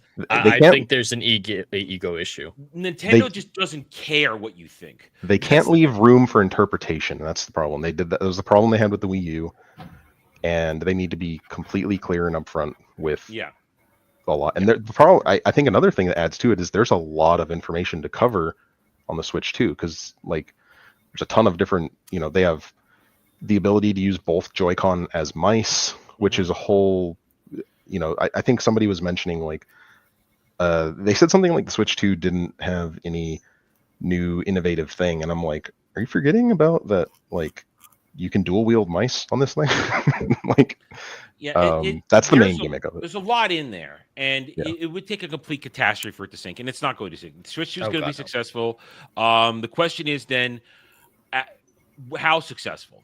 And will they be able to maintain interest? Will the lineup of games be good going forward? Like Jed said, this would have been a much hotter launch if they had a Zelda title ready to go. I'm surprised that they don't have Mario like a game. Yeah, why isn't there an actual Mario standalone title? Like we got Wonder. Weird. What was that? A year and a half ago? Or was that 2 years ago now? I don't know. But Wonder, just to delay Wonder, upscale it, and release it with the Switch 2. When I was a kid, and Nintendo, because I was there, NES launches with Super Mario Brothers. Super NES launches with Super Mario World. Nintendo 64 launches with Super Mario 64. There was a time where if they're launching a new console, you have a Mario title, a standalone, single player, I'm Mario, woohoo, jumping around doing shit. Now here's Mario Kart. Now, to Kratos' point earlier, a lot of people play that game. They play the hell out of the game. And that's a good financial choice because we're in the age of online play where everybody wants to play their games together. So it makes sense financially. You're going to probably get the most bang for your buck at launch by getting a game that everybody's going to play together so to get more people to buy it. But it still is very strange. Where are the big first-party single-player titles? All you got is Metroid Prime 4. And Metroid That's Prime not even coming out yet. It's not even out. It's not But out at launch. It's launching with the Donkey Kong game, Donkey Kong Bonanza, $70. Fuck Donkey Kong. I mean, to be fair, I'm not a Donkey Kong fan. I'm not going to get that game, but it looked interesting. I love Donkey Kong 64, but I could not give a shit about Donkey Kong side scrollers. Side scrollers in general, I was just the wrong generation to enjoy side scrollers. But yeah, there's one Donkey Kong game for me. You understand my point, though. Yeah. There is no major single first-party character game that they truly invest in really coming out of launch. Because as cool as Samus is and Metroid is, it's not one of their big money makers. That's common knowledge. No. Yeah, that's a niche one. Yeah. Donkey Kong is, I would say, bottom of the rung for very like much. first party. Yeah, and mascots. And Jed, you said yourself before we got a bunch of news, and we were still speculating months ago, a Smash Bros at launch would have been massive. Absolutely. And to me, Smash Bros and Mario Kart are on almost equal footing with exactly. So like Mario Kart World, I think that fills that niche. But with Nintendo consoles, and I've always stood by this, even if they don't have something on launch, you know that they're going to have something.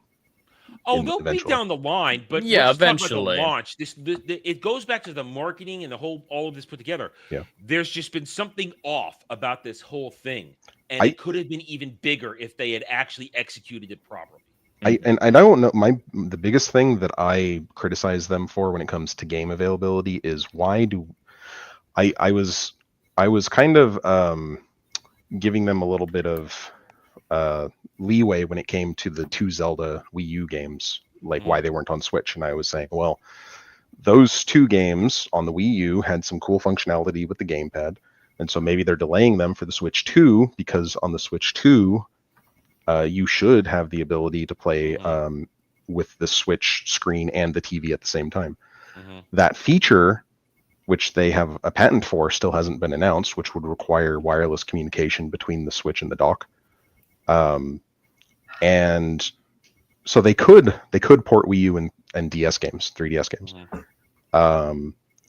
And still no announcement for Wind Waker and Twilight Princess HD. That would be huge for people. It would be huge. And to Kale's point here, though, Kale, that's a minority thing, though.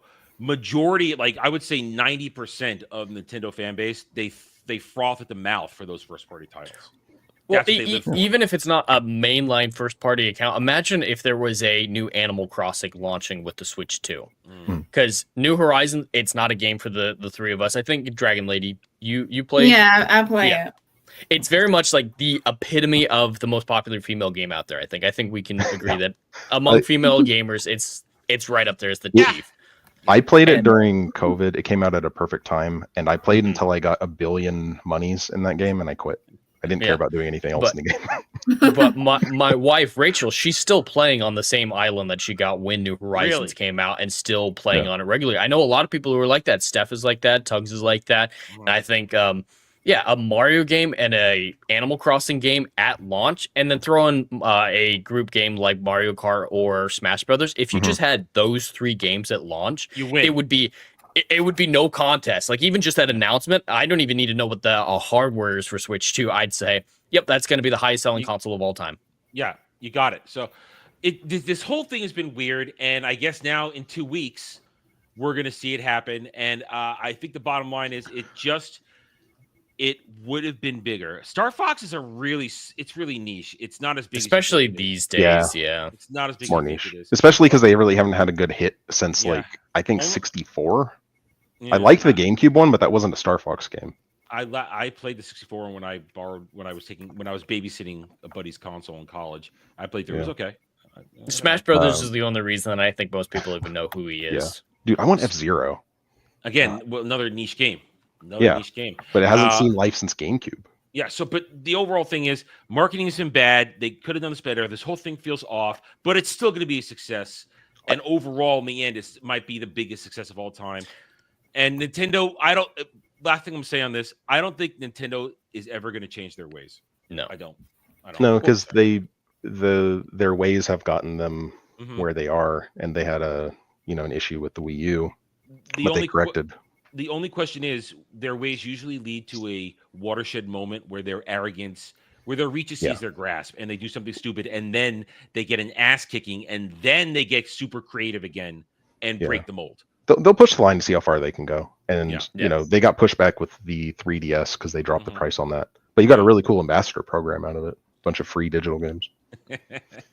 I can get behind that. But all right. That the thing you just brought up though is something that I want to address, is this idea that it's always been this way, so you're not allowed to be upset about it or criticize it. And that I've heard about the bricking the consoles is like, oh yeah, everyone does it and Nintendo's been able to do it. This is just the most public it's been. Even if that were true to this extent, that's never been a good argument for me. Just because it's always been this way doesn't mean it should be this way. And just because people are finding out about it now doesn't mean that people can't educate each other. I in the end, I think education is important no matter the status of the information. Even if it's old information, there will be value for more people being educated on how these things work. So I don't care if the N64 had the capability to come into your home and steal your private information, and that's still on the Switch. Just because it's been a certain way doesn't mean it's good. That's an extreme example, but let's say that's true. The N64 was able to put out a holographic person to steal your money. No one would say, hey, the Switch can do it, but the N64 can do it. Why are you so upset that the Switch does it? No one would have that reaction. They'd freak out and say, hey, my personal data is at risk. Of course, that's an extreme, but I think it facilitates the argument that just because something's been away doesn't make it right. Longevity does not equate to morality. That's a good way to put it. With smart devices, online connectivity, and all this, I really think that there needs to be a consumer rights issue put into place about not allowing companies to remote nuke things that you've paid for, physical things.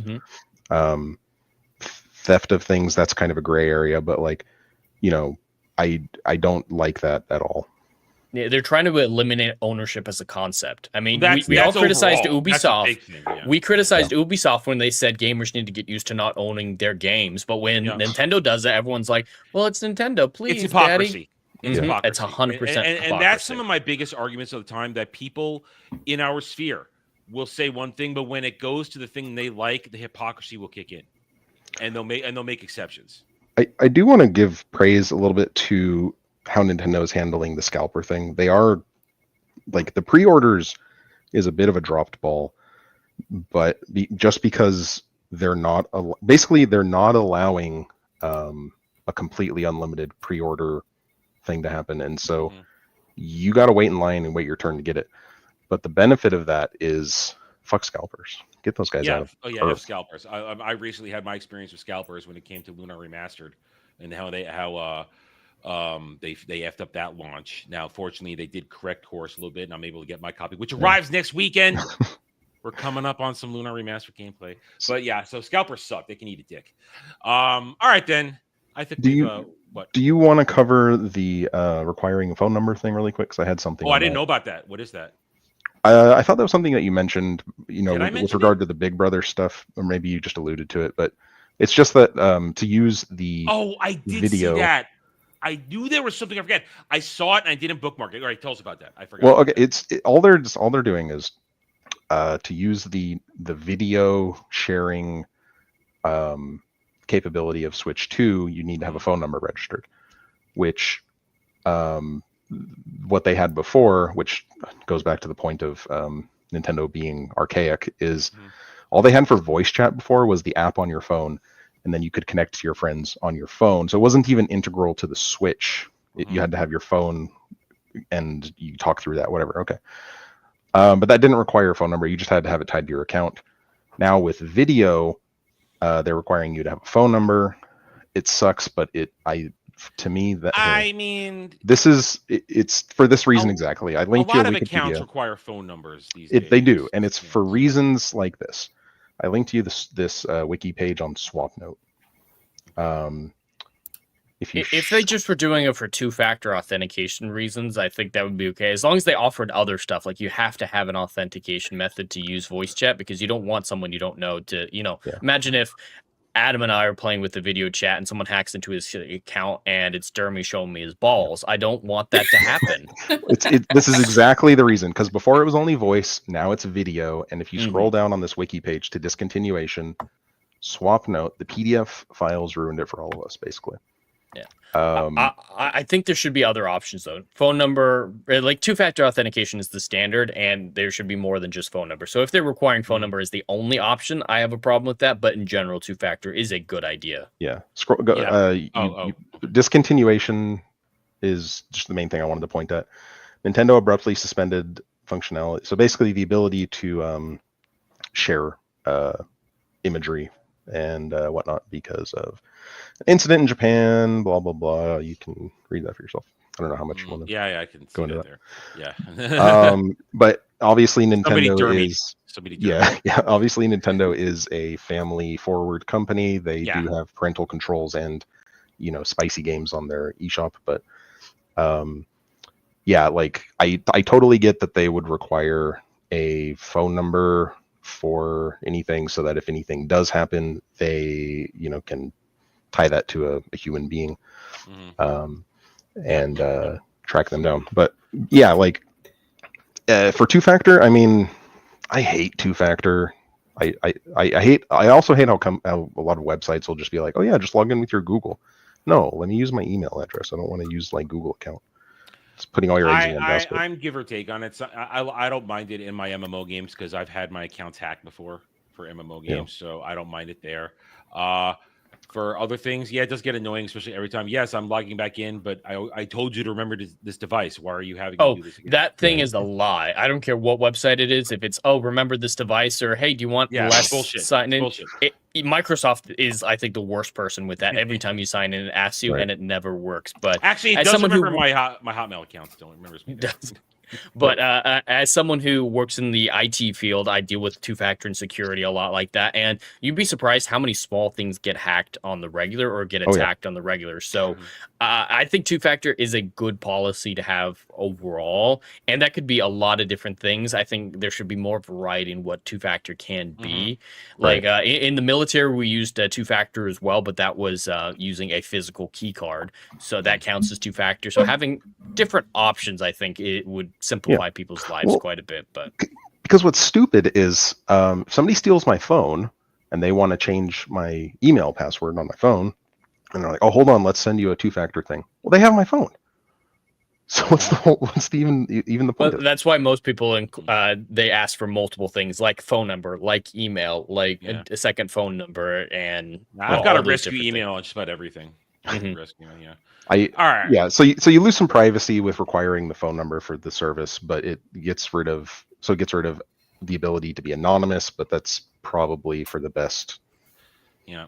Either way, we're gonna see how it plays out, and Nintendo will be successful. But as you know, Kel said here, they're not going to change their ways. They're Nintendo, and they have the biggest ego in the gaming. We're sphere. just living in their world, and they're playing with us. We're not playing with them.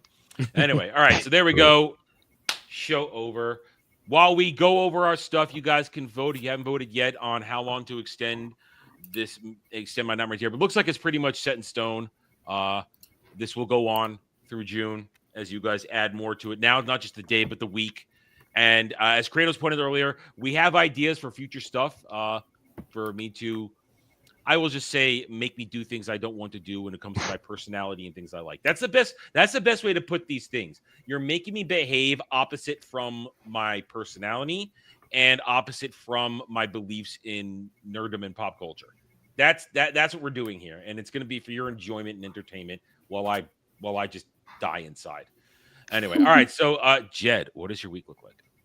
Well, you can all find me on YouTube and Kick at Hollywood Scholar. Just got Doctor Who Cares reviews and Saturday Night Drive-In. But people in the chat, please keep putting in your suggestions as we end here, because we only have one choice for the time period right now, and that's post-sequel trilogy. Most other things have a few options, but that one seems like what it's going to be. Why don't we extend this to Daily Dive tomorrow? Let's extend it another day. Yeah, we can extend it to Daily Dive. Yeah, let's extend it. One thing I do want to add, though, is Doctor Who overnight numbers were not great. Do you want me to pull them up? Yes, sir. Please do. Okay, so yeah, they're about middle of the road for what the season has looked like. So still among the worst of all time. And no, Shutagawa has not been officially fired yet. Just got to throw that in there. I think it's true, but we can't report it as fact. So for this episode, we got 1.83 million overnight viewerships, coming down to a much more reasonable level after last week's insane fakery Which that was going on. Fakery, yeah. And all right, I'm not going to get my under 1 million. I really thought we were going to get that under 1 million. I really thought we were.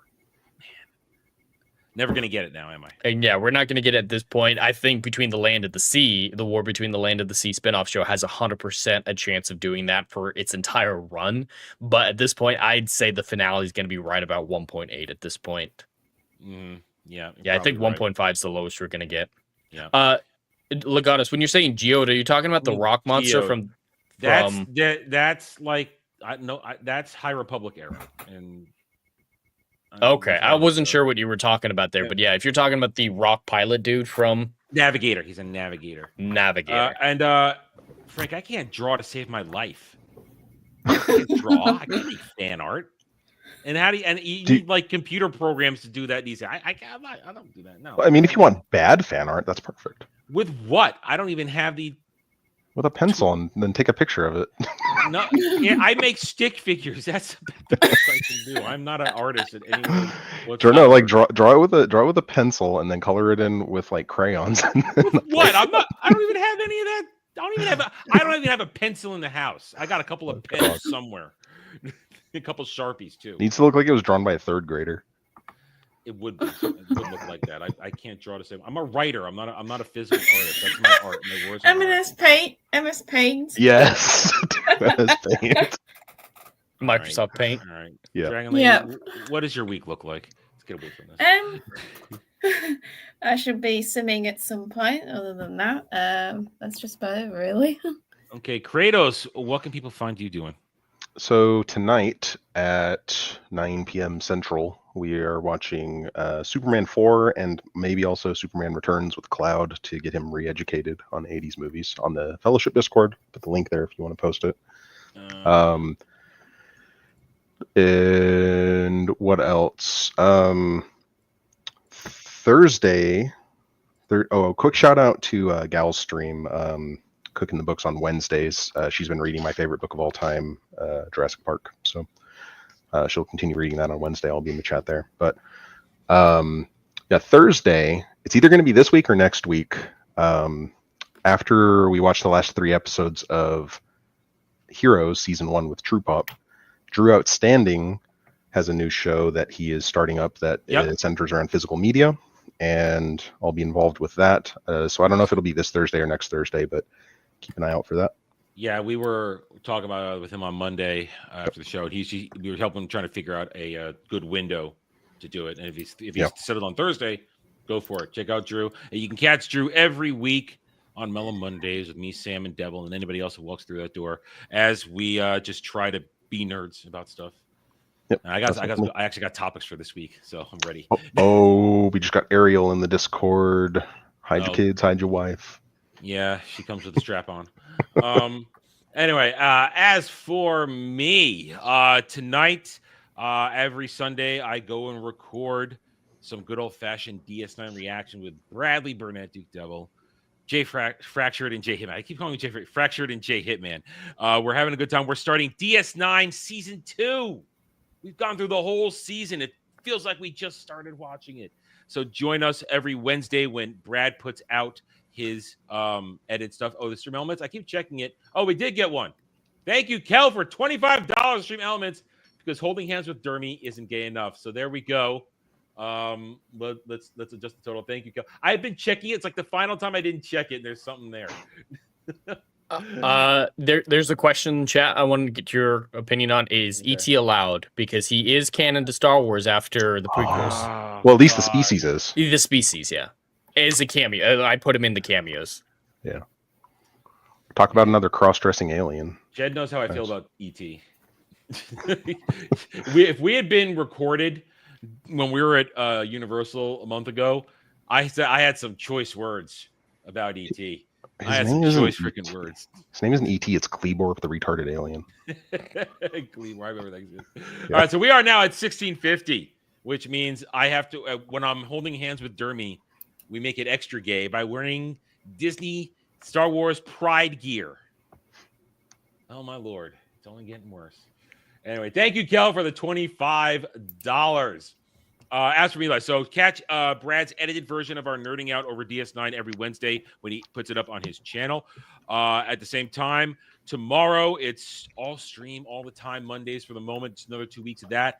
1 p.m. Eastern, every Monday through Friday. The Daily Dive, the Double Ds, where you, the audience, the chat, you are in charge.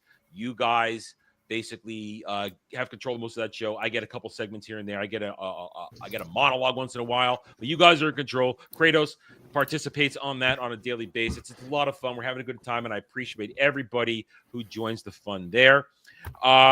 Then tomorrow night, 9 p.m. Eastern, Jed, myself, and Dermy on all three of our channels, we will be going over Shooty Who Season 2, Episode 7, Wish World, Doctor Who Cares Reviews. God, it's terrible. It's terrible. It's terrible. We're almost done, though. We're almost done. It's bad. Join us for Meltdown. Dermy's going to have probably one of the most epic meltdowns of all time, I think, tomorrow. I really do. Because he hates the gods. And I swear to God, when he sees the baby laugh, he's probably going to throw shit. I'll try to stay out of the splash zone. Yeah, it's gonna be bad, and it's more annoying orange technology to move the baby's mouth. It's horrifying. It's weird.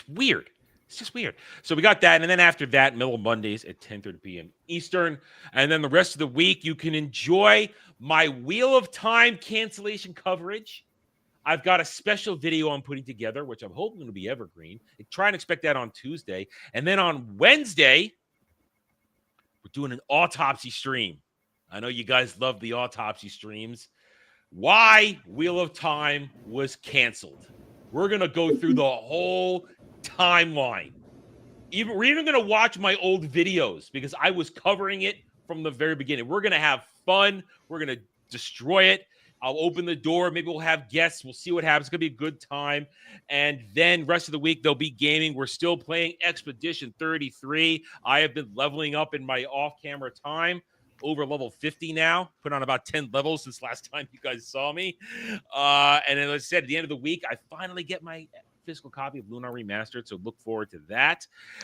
Rest of the week, then Ballbusters. I don't know who the guest is. I have no idea. Our last guest canceled last minute because they forgot and they scheduled something else. So I don't know what Jeremy's got planned. And then Jed, what we got for driving next week? Well, for Drive-In, it's been quite a while since we saw a science fiction film, so it felt right. It felt like the right time, and you can never have too much Star Trek in your life because we are watching the best Next Generation Star Trek film, at least in my opinion, First Contact. I think we're going to have fun with it. Assimilate this. I love that movie. It is fantastic. I enjoy it. Can't wait to do that. So join us 6 p.m. Eastern on Saturday for Saturday Night Drive-In. And guys, I know we're a little late on your suggestions for chat choice, but a particular retard hasn't gotten back to me yet. He only chose 2 movies. He didn't see the rest of them. So I said, just choose 2 more. I don't care. He hasn't gotten back to me yet, so I got to yell at him. So particular retard. When I was choosing them for you, I like most of them I hadn't seen. I just looked up what they were. Yes, but we're dealing with a fat retard. So, you gave him responsibility over something? He volunteered. The only person that volunteered when I asked, because everybody else did something this time around. I would have sooner given it to Cloud. Well, I don't trust Cloud either. We'll somehow get a 1992 black guy movie, space movie. And somehow get that in there, even though it wasn't on there. Yes, Dom. Who do you think we're talking about? So we'll get that to you guys next weekend. We'll some point this week we'll give it to you guys so you guys can have time to vote. And hopefully by this time next week, we'll have the poll up, so we'll have a choice and done, and you guys can make us watch something that we may or may not want to watch. Anyway, as for that again, so expect gaming streams, all kinds of good stuff. Expect videos. Thank you everybody for joining us this week. We appreciate your support. Hit that like button, subscribe to the channels. Join me every day, 1 p.m. for Daily Dive. I'm getting out of here before I make this worse. All right. Bye, everybody. Take it easy. Bye.